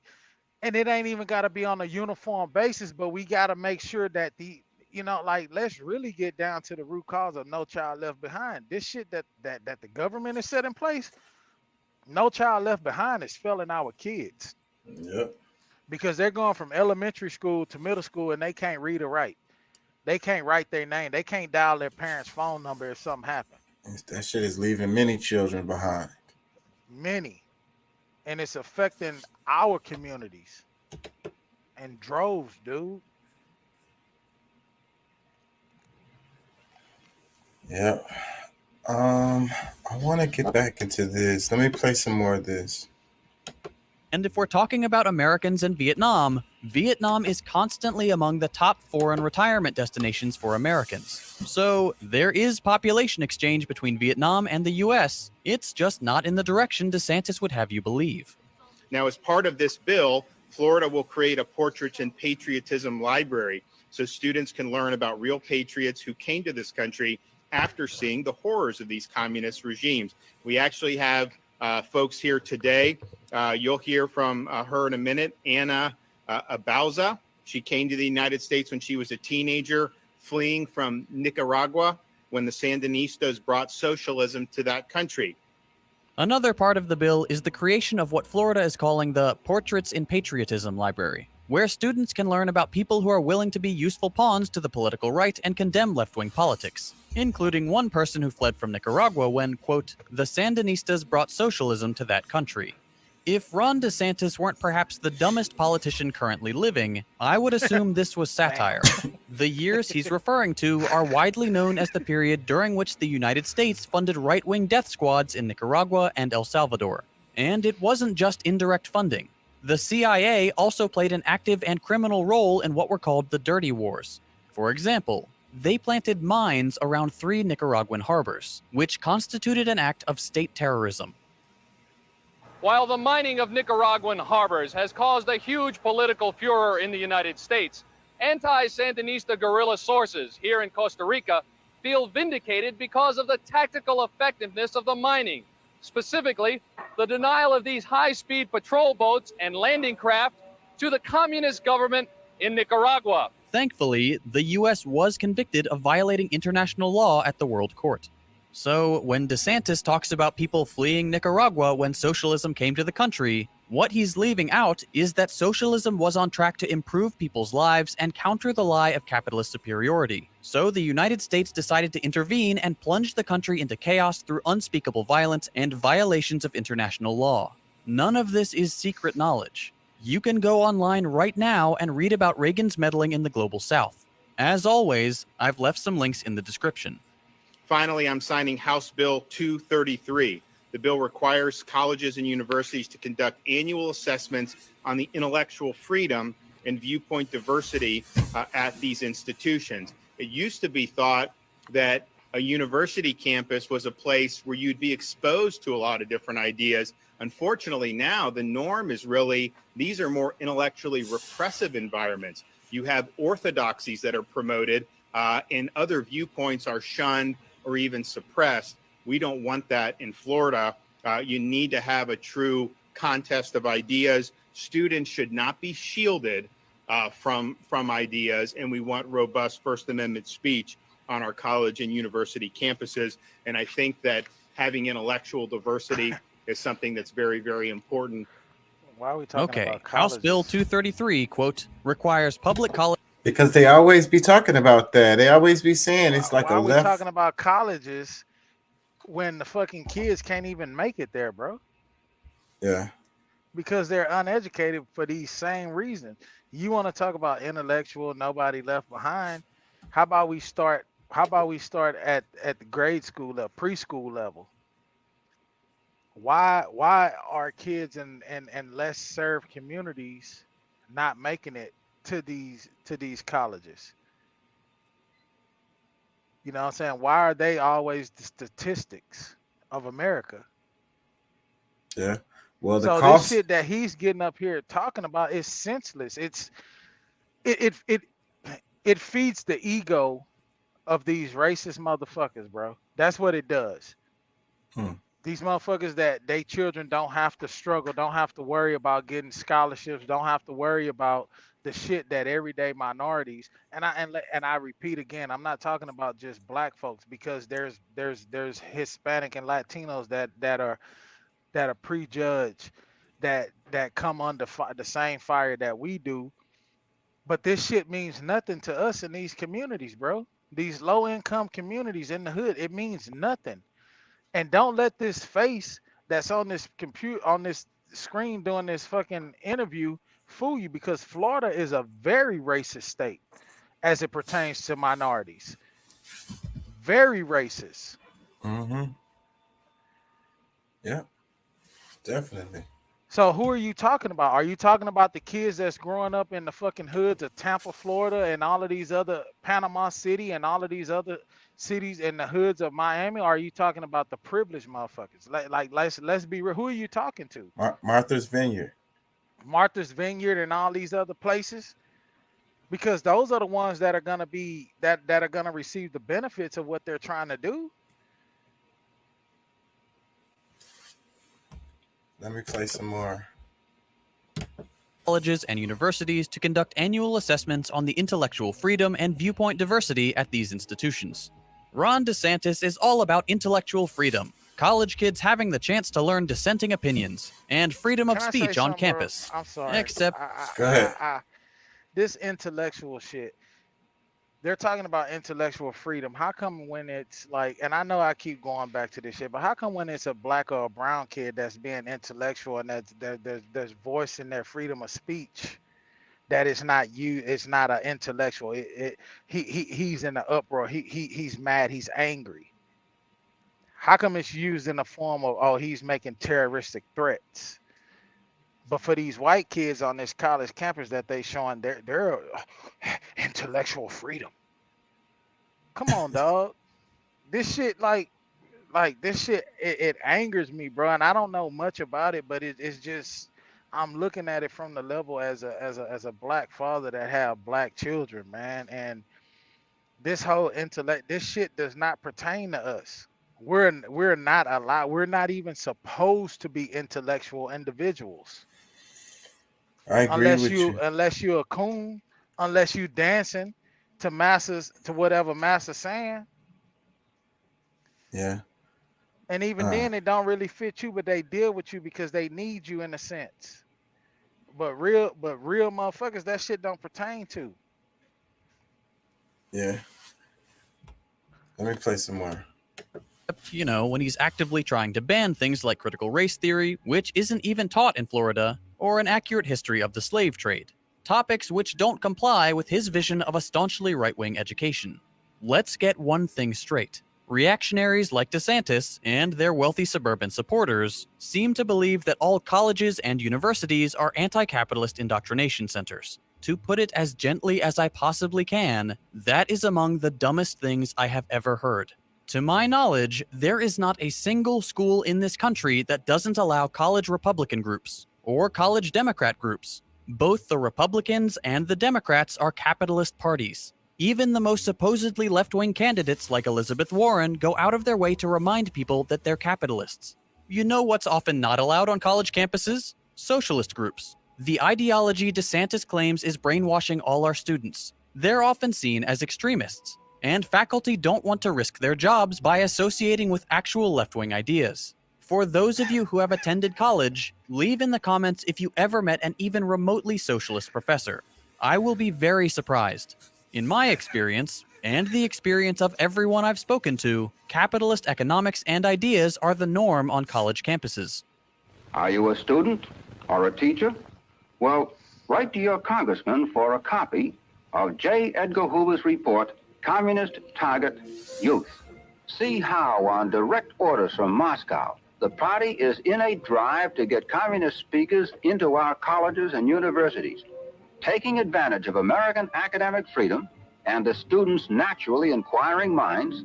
Their aim is to preach revolutionary tactics and change peaceful campuses into scenes like this, the communist-incited student riots in San Francisco.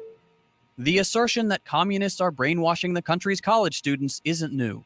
It's a page ripped directly from McCarthyism, and we need to understand it as such. It is part of the new Red Scare.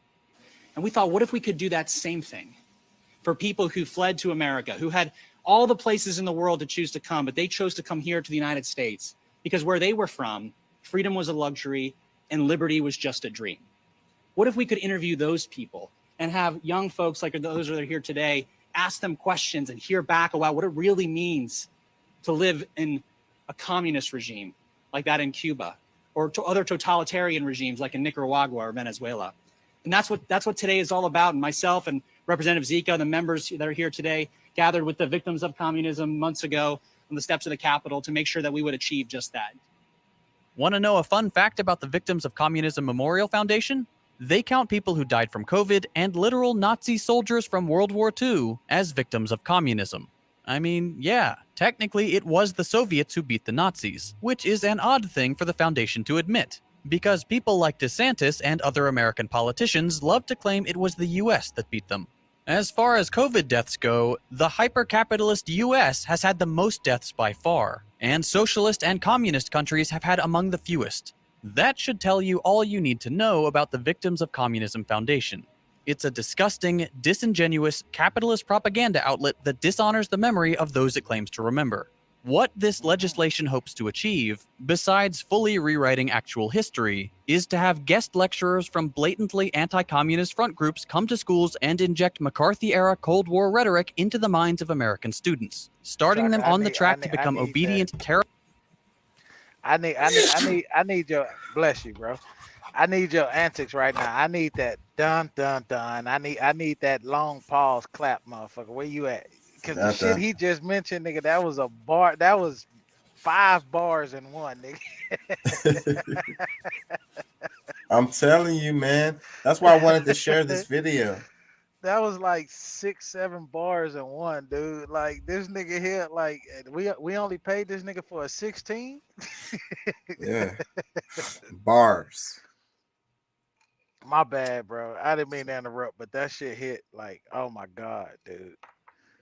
So explain. What do you mean though? It's just like everything that he's saying, bro. Like from the fact that he's talking about the wealthy suburban motherfuckers that supporting the governor of Florida, and then the fact of what he's speaking to as far as like the kids, you know what I'm saying? Like, let's be honest, like most kids with this idea are that this ideology is practiced and they're woke. They got woke parents that are speaking to them. They're terrified to speak like this in these white schools. Oh shit, where you go? But yeah, man, I'm gonna keep going. They're terrified. You know what I'm saying? These black kids are terrified to speak in this manner in these schools. You know what I'm saying? And this whole idea, like he put it in perspective on the capitalism. You know, for me, it's capitalism is a nice way of putting communism. They don't throw us in jail for what we say, but they throw us in jail for what we say, if you will. Type shit. Do I make sense of what I'm saying? You know what I'm saying? So, like, bro is speaking some weird, and this shit is not just on the education level, bro. It's in our everyday lives. You can't just speak how you want to. Look at how many strikes we've gotten against the YouTube guidelines for speaking the truth. They don't mind you. They don't mind this podcast, you know, telling lies. They don't mind you feeding the world bullshit.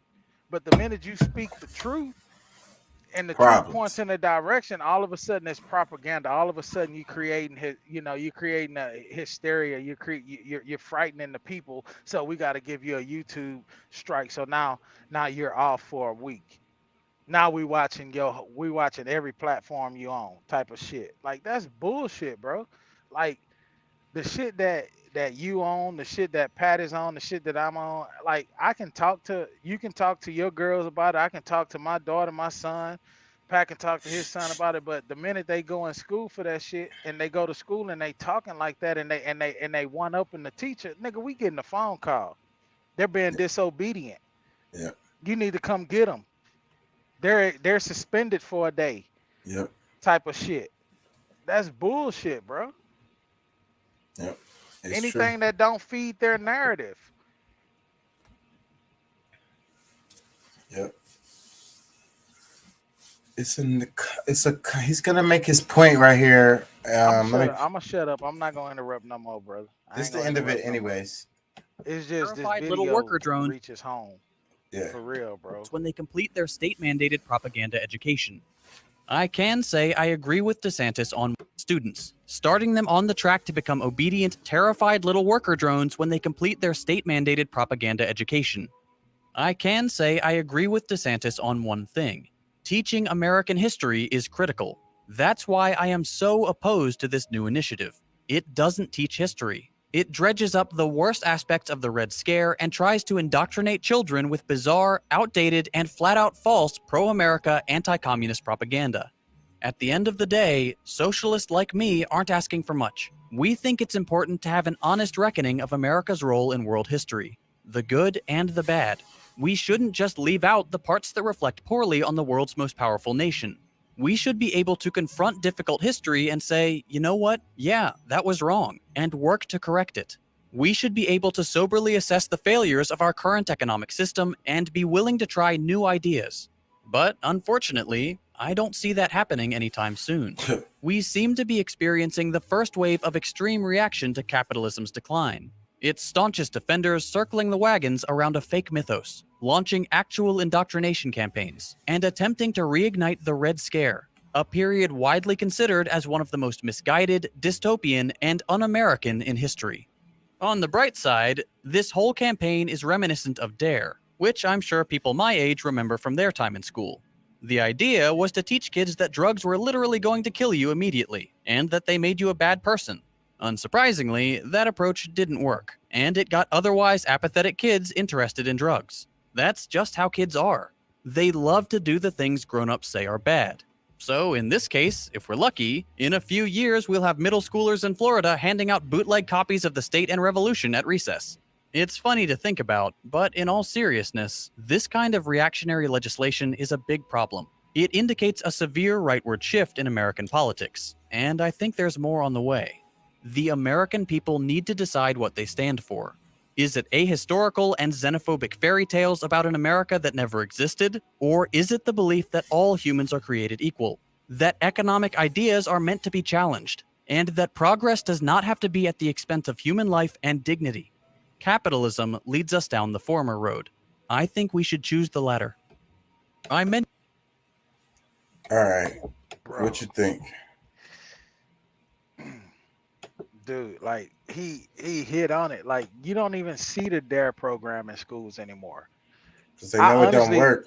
Yeah, I honestly like that shit was an utter failure, dude. Like I was in elementary school when the DARE program existed, and we had kids in elementary that was serving grown-ups on the south side and the north side. Like that shit didn't work.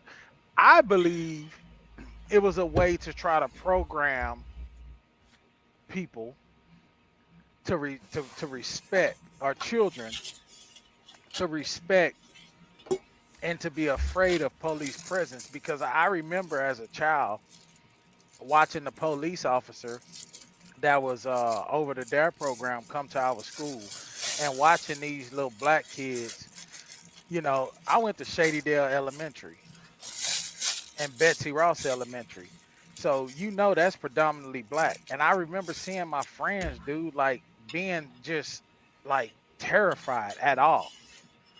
You know what I'm saying? And I was this little kid that was like, man, fuck the police. Like, I literally was on that shit. Like, man, they used to try to get me to talk to him. Like, oh, you need to talk to the police. You need to talk. Like, man, fuck him. First of all, he a white dude at a black school.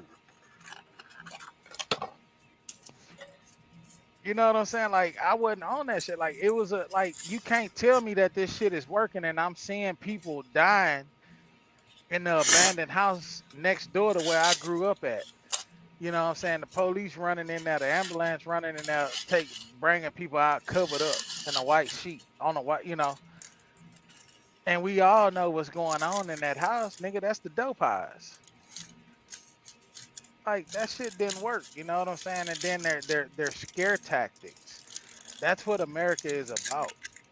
Even as it pertains to war around the world, they hit you with the scare. They're bullies.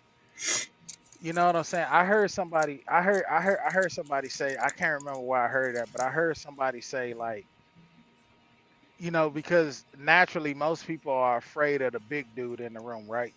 But they don't realize that the big dude is the biggest pussy and really can't fight.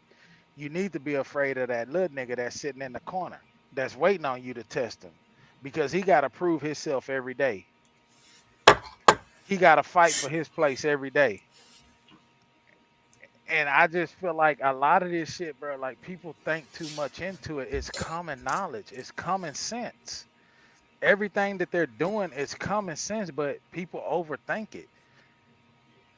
You know what I'm saying? They're too afraid to open their minds and think, to educate themselves. You know what I'm saying? They're fine with taking that blue pill. You know what I'm saying? Or whatever. But they've been programmed. Orange pill, black pill, purple pill, pink pill. They're fine with that shit. They've been programmed since elementary, though. Yeah, they're fine with whatever master say. You know, and it's like, fuck that, dude. In order to get some type of change, you got to fight back. You can't just immediately or accept what these motherfuckers is telling you, because that shit is not true. And it's beneficial if you want to be a coon ass motherfucker and accept whatever the fuck they say to you or whatever they tell you to do. But if you real, like, come on, man. And the biggest thing is, most people, they go along with it. Why? Because they don't want to go through the mud. They don't want to suffer. And sometimes, bro, in order to stand for righteousness, in order to stand in truth, you gotta be the black sheep. You gotta stand alone. You gotta stand against motherfuckers who ain't fucking with you. Sometimes it takes being in that black hole by yourself, man. And most people ain't ready for that. Most people don't know how to cope in that because they've been trained, they've been conditioned to think this way or that way. Bro, it's dog. I'm gonna tell you, man, like that's why I don't believe in street niggas. I follow my own self. I don't give a fuck what nobody think about me. I stand by myself because I've seen street niggas that follow this white man code. Street niggas. You getting locked up for what you doing, but you still stand behind this white man who telling you that this is the way. Like, come on, bro. I can't even respect you no more. Let me play this. Listen to this. Anyone that profits off of you being blind will never teach you or inspire you to see. Listen to this. Anyone that profits off of you being blind will never teach you or inspire you to see. What you think? Shit, that's true, because then if they inspire you to see and you blind, they lose their job. The job job security, of keeping you nigga. blind. Yeah. Yeah, it's job security. Hey, we love you, nigga, but look here, nigga, don't you profess to see. Don't you be looking at stuff. You think the motherfuckers that's been Stevie Wonder assistant for all these years, you think they wasn't pissed when he drove his Bentley down the airstrip in a straight line? Nigga, they was mad than a motherfucker. Nigga, they went to legislation for this shit. Hey man, blind people cannot drive. That nigga blind, man. This is my job security right there, man. Man, I'm telling you, I work with this man every day. This nigga running the wall and shit. You see the knots on his forehead? The nigga hairline pushed back because he done hit his head so many times, man. He blind, man. they fighting for their job, bro. Like, come on, dog. I know that's a corny ass joke, but I'm just saying, like, anybody, like, hell no. If I'm teaching you Braille, you think I want you to truly learn this shit at the end of the day? Nah, I want to be that nigga that teach you the new shit. Hey, nah, you look here, you writing this wrong. You don't know, you blind. That's just like these rappers say, Ray Charles ain't never seen his mama cry. So, but that's what's crazy though. It's like the whole economy is built upon this, right? So you have all these people. So then, it's like the attitude. I think about, what was it, Matilda? He's like, a sucker is born every day, and I'm gonna get him for everything he got. Remember that movie? Yeah. And, I remember. I don't know if it was maybe it was Matilda because she was bad as hell. Kids nowadays don't know nothing about Matilda and that old mean ass coach chick. Yeah. Kids nowadays don't know nothing about that. Yeah. So, but They it was was like, his what the hell dad. are you talking about? He was a used car salesman and basically a sleazy type of person. And his attitude was like, I'm gonna get me a sucker today, every day. So, but then, so he realized his whole economy, his whole like job, his whole economic scheme is built around the fact that people are dumb enough to fall for his antics or whatever. You get what I'm saying? So what I'm saying is there's whole economies like that are built upon the fact that they just take advantage of people that just don't know. Yep. And then the school system purposely don't teach them this stuff. Hey, bro, you mentioned this shit probably a couple of months back, that the shit that they were doing is because they're afraid because they're losing their worker bees. Like the COVID pandemic, if it was a pandemic, it backfired on the U.S. government and so many. You know how many minorities became millionaires through that shit? Yeah. black people that look like you and me Was flipping that money. that capitalized, that became millionaires off of that shit. It backfired. It was probably the worst economic pandemic that America probably could have fucking initiated, planned, or whatever, because so many minorities became millionaires through that shit, bro. And I'm not talking about off of PPP loans. I'm just talking about it opened the minds of people that were already well versed and talented that became millionaires. Everyday Joe motherfuckers, bro. Yeah.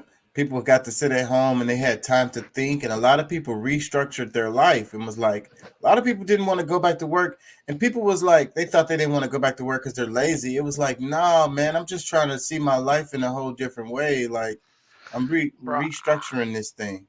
I wish I could have sat home doing that shit, because it's like now I look at this shit and then I look at the rise of prices on things. Like, bro, I wish I would have sat home and figured out a way, because it was so much opportunity. Like, people were coming to them and drove. Like, in history, there's never been this many minorities that's got approved to start businesses in history doing this shit. And I wish to this day I would have sat my black ass at home, because I'd probably be worth a couple of mil right now, for real. Trying to work through this shit and provide and make a way, nigga. I missed out on the meal ticket, and I ain't afraid. Like, I'm not ashamed to say it. That opportunity to be at home and bring out your creative side, like, bro. Like, I'm not talking about PPP shit, bro. I'm just talking about the loans. Like, it was, huh? What's wrong with it? Oh, that send it in for another one. It's a warranty. This is the rapper I was talking about earlier. Who's 6ix9ine? Yeah, 6ix9ine. I couldn't think of his name. Anyways, go ahead.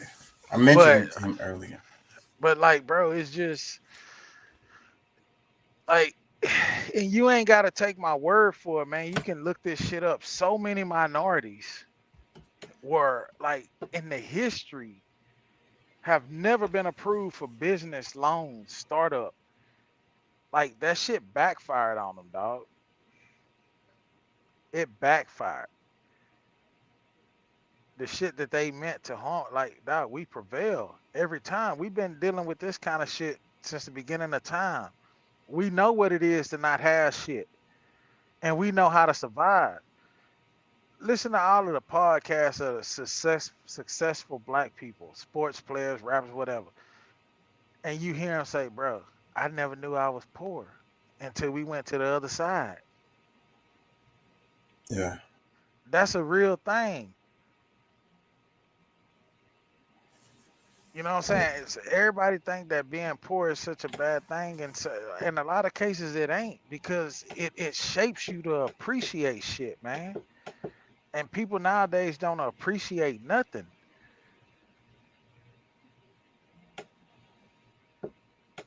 Yeah. I'm probably off topic of the show, man, but I'm speaking from the heart, bro.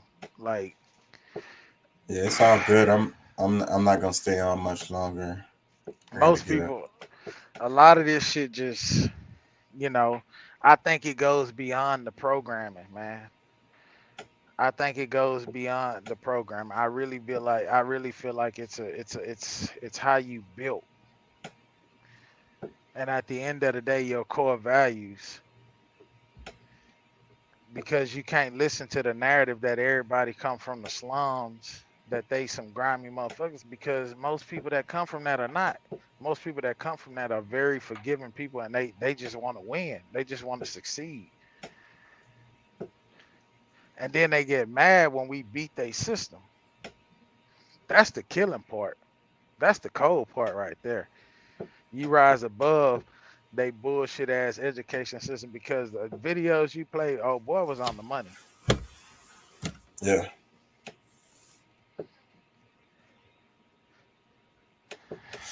Yeah, I really like that channel. I think it's pretty good. I hope I don't sound like old boy from the Go Black to Africa podcast last night, but I'm speaking from the heart, bro.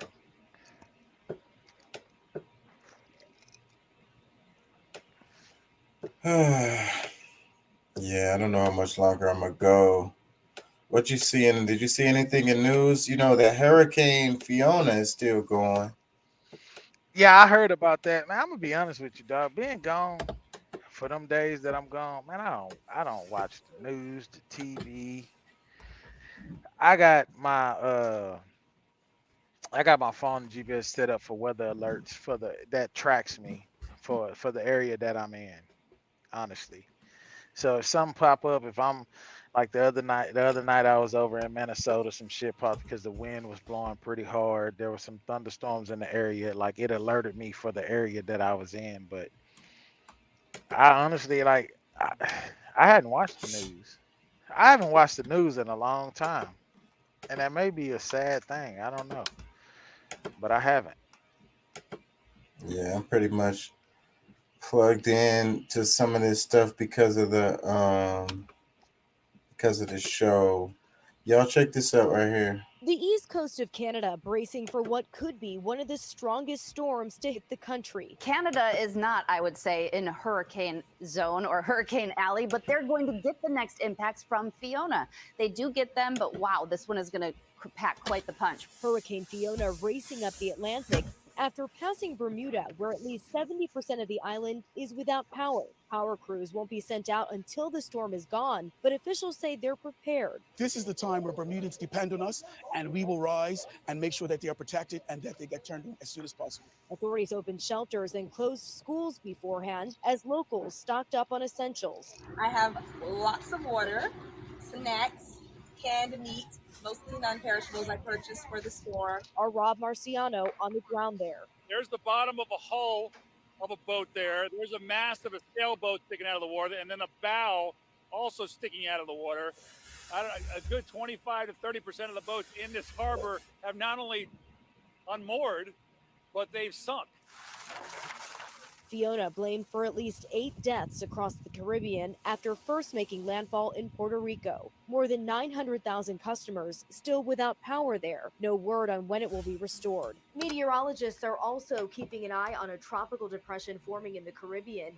They say it has the potential to become a significant hurricane and could target Florida, though exact specifics on strength, timing, and track are still up in the air. Fiona. Hey, did I say that white people were the first people here?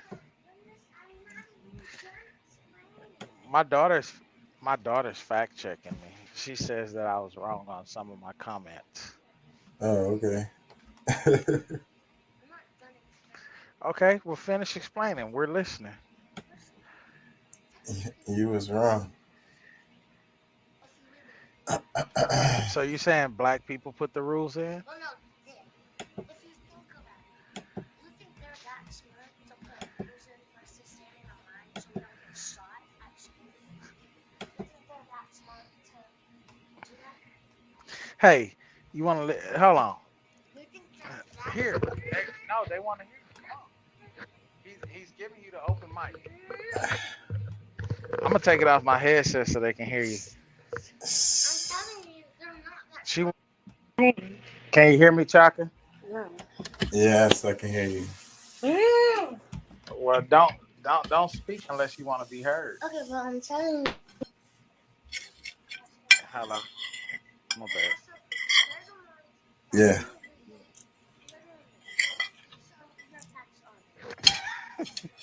I'm just laughing at her. Man, where my boy Pat at, man? I texted him. I told him to get his ass in here. Yeah, I don't know. He might be listening. Yeah, I don't know. I'm probably gonna wrap it.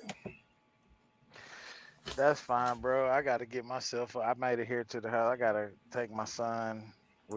He and I both gotta get up at like 5 a.m. to get a haircut in the morning. So we both been like a month and a half without a haircut. I look pretty rough. Oh yeah. That's why I got the camera off, bro. But you can see me. I look rough. Scruff McGruff. I look rough, man. Yeah. Rough. That's all right. That's You the all nigga right. over here with a freshly shaven motherfucking me head, nice line goatee and shit, nigga in the mirror every morning lining up his goatee. They get up 2 hours early just to line his goatee, America. I'm just telling y'all now. That's a bougie ass nigga right there, King Chaka. That nigga bougie. Don't let him fool y'all. He's a bougie ass nigga. Nigga got good skin. I can't tell you how much money he spent every month in moisturizers and shit. I know it's a good thing to moisturize your skin. I understand that women that's listening and think I'm cracking on them. But this nigga here, he got that nigga dresser. His dresser is lined with moisturizers and cologne. And he got the perfume for you hoes that want to come over later on the night. And he got packs of panties from Walmart that's fresh, ain't even open yet, in tank top t-shirts. So you can shower before you leave. He's a generous nigga. He will clean it off after he mess it up. Trust me, he will do that. He's a bougie nigga. Yeah, man, I ain't gonna lie. So some of that might be true. I ain't gonna lie. This nigga here got the finest, most organic moisturizers you can get. You heard me? This shit come from the caves of Africa and Ethiopia and all this shit. Same continent, I think. But you know, the nigga got the shit. I'm telling you. Shit you bathe with. Look here, he got some shit. You sit in the water, all your dead skin come off.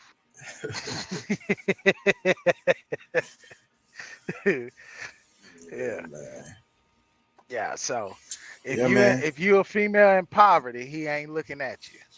So he like them bougie hoes. I'm just telling you now. You see, me on the other hand, I got $200 for you in an outfit, bitch.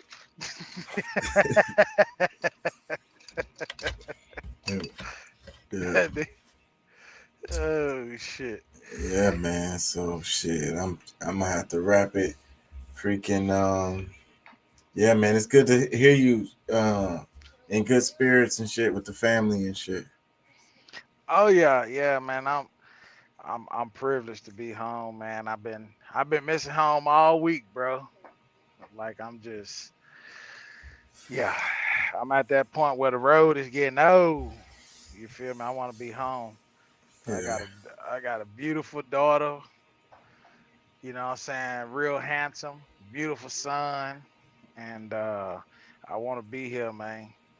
Especially I want to be here. So it get tough, man. But I'm happy I'm here. Yeah, man. So go ahead and enjoy the time with the fam. I feel you, nigga. All right. I'm going to get off here and let you do your thing. I know you got something waiting on you in the background. I keep hearing a whisper. How much longer you got on the show? Nah, that's not it. I really do have some stuff to do. So I'm probably going to play the game and then lay it down. All right, man. Well, shit. Well, I'll catch up with you, man. Are you on tomorrow? I was going to say, I probably won't be in tomorrow. I got a little family function to go to tomorrow evening. So. Yeah, I don't even know if I'm going to come on tomorrow. Probably not. If I do, I don't know. Probably not. I feel you. I might do one. I got you. Well, man, shit, peace and love, bro. I ain't gonna hold you up, man. I'm gonna get off of here, and right. We'll holler at you later, man. All right, man. Peace and love. It was good talking to you, man. Hey, same here. All right.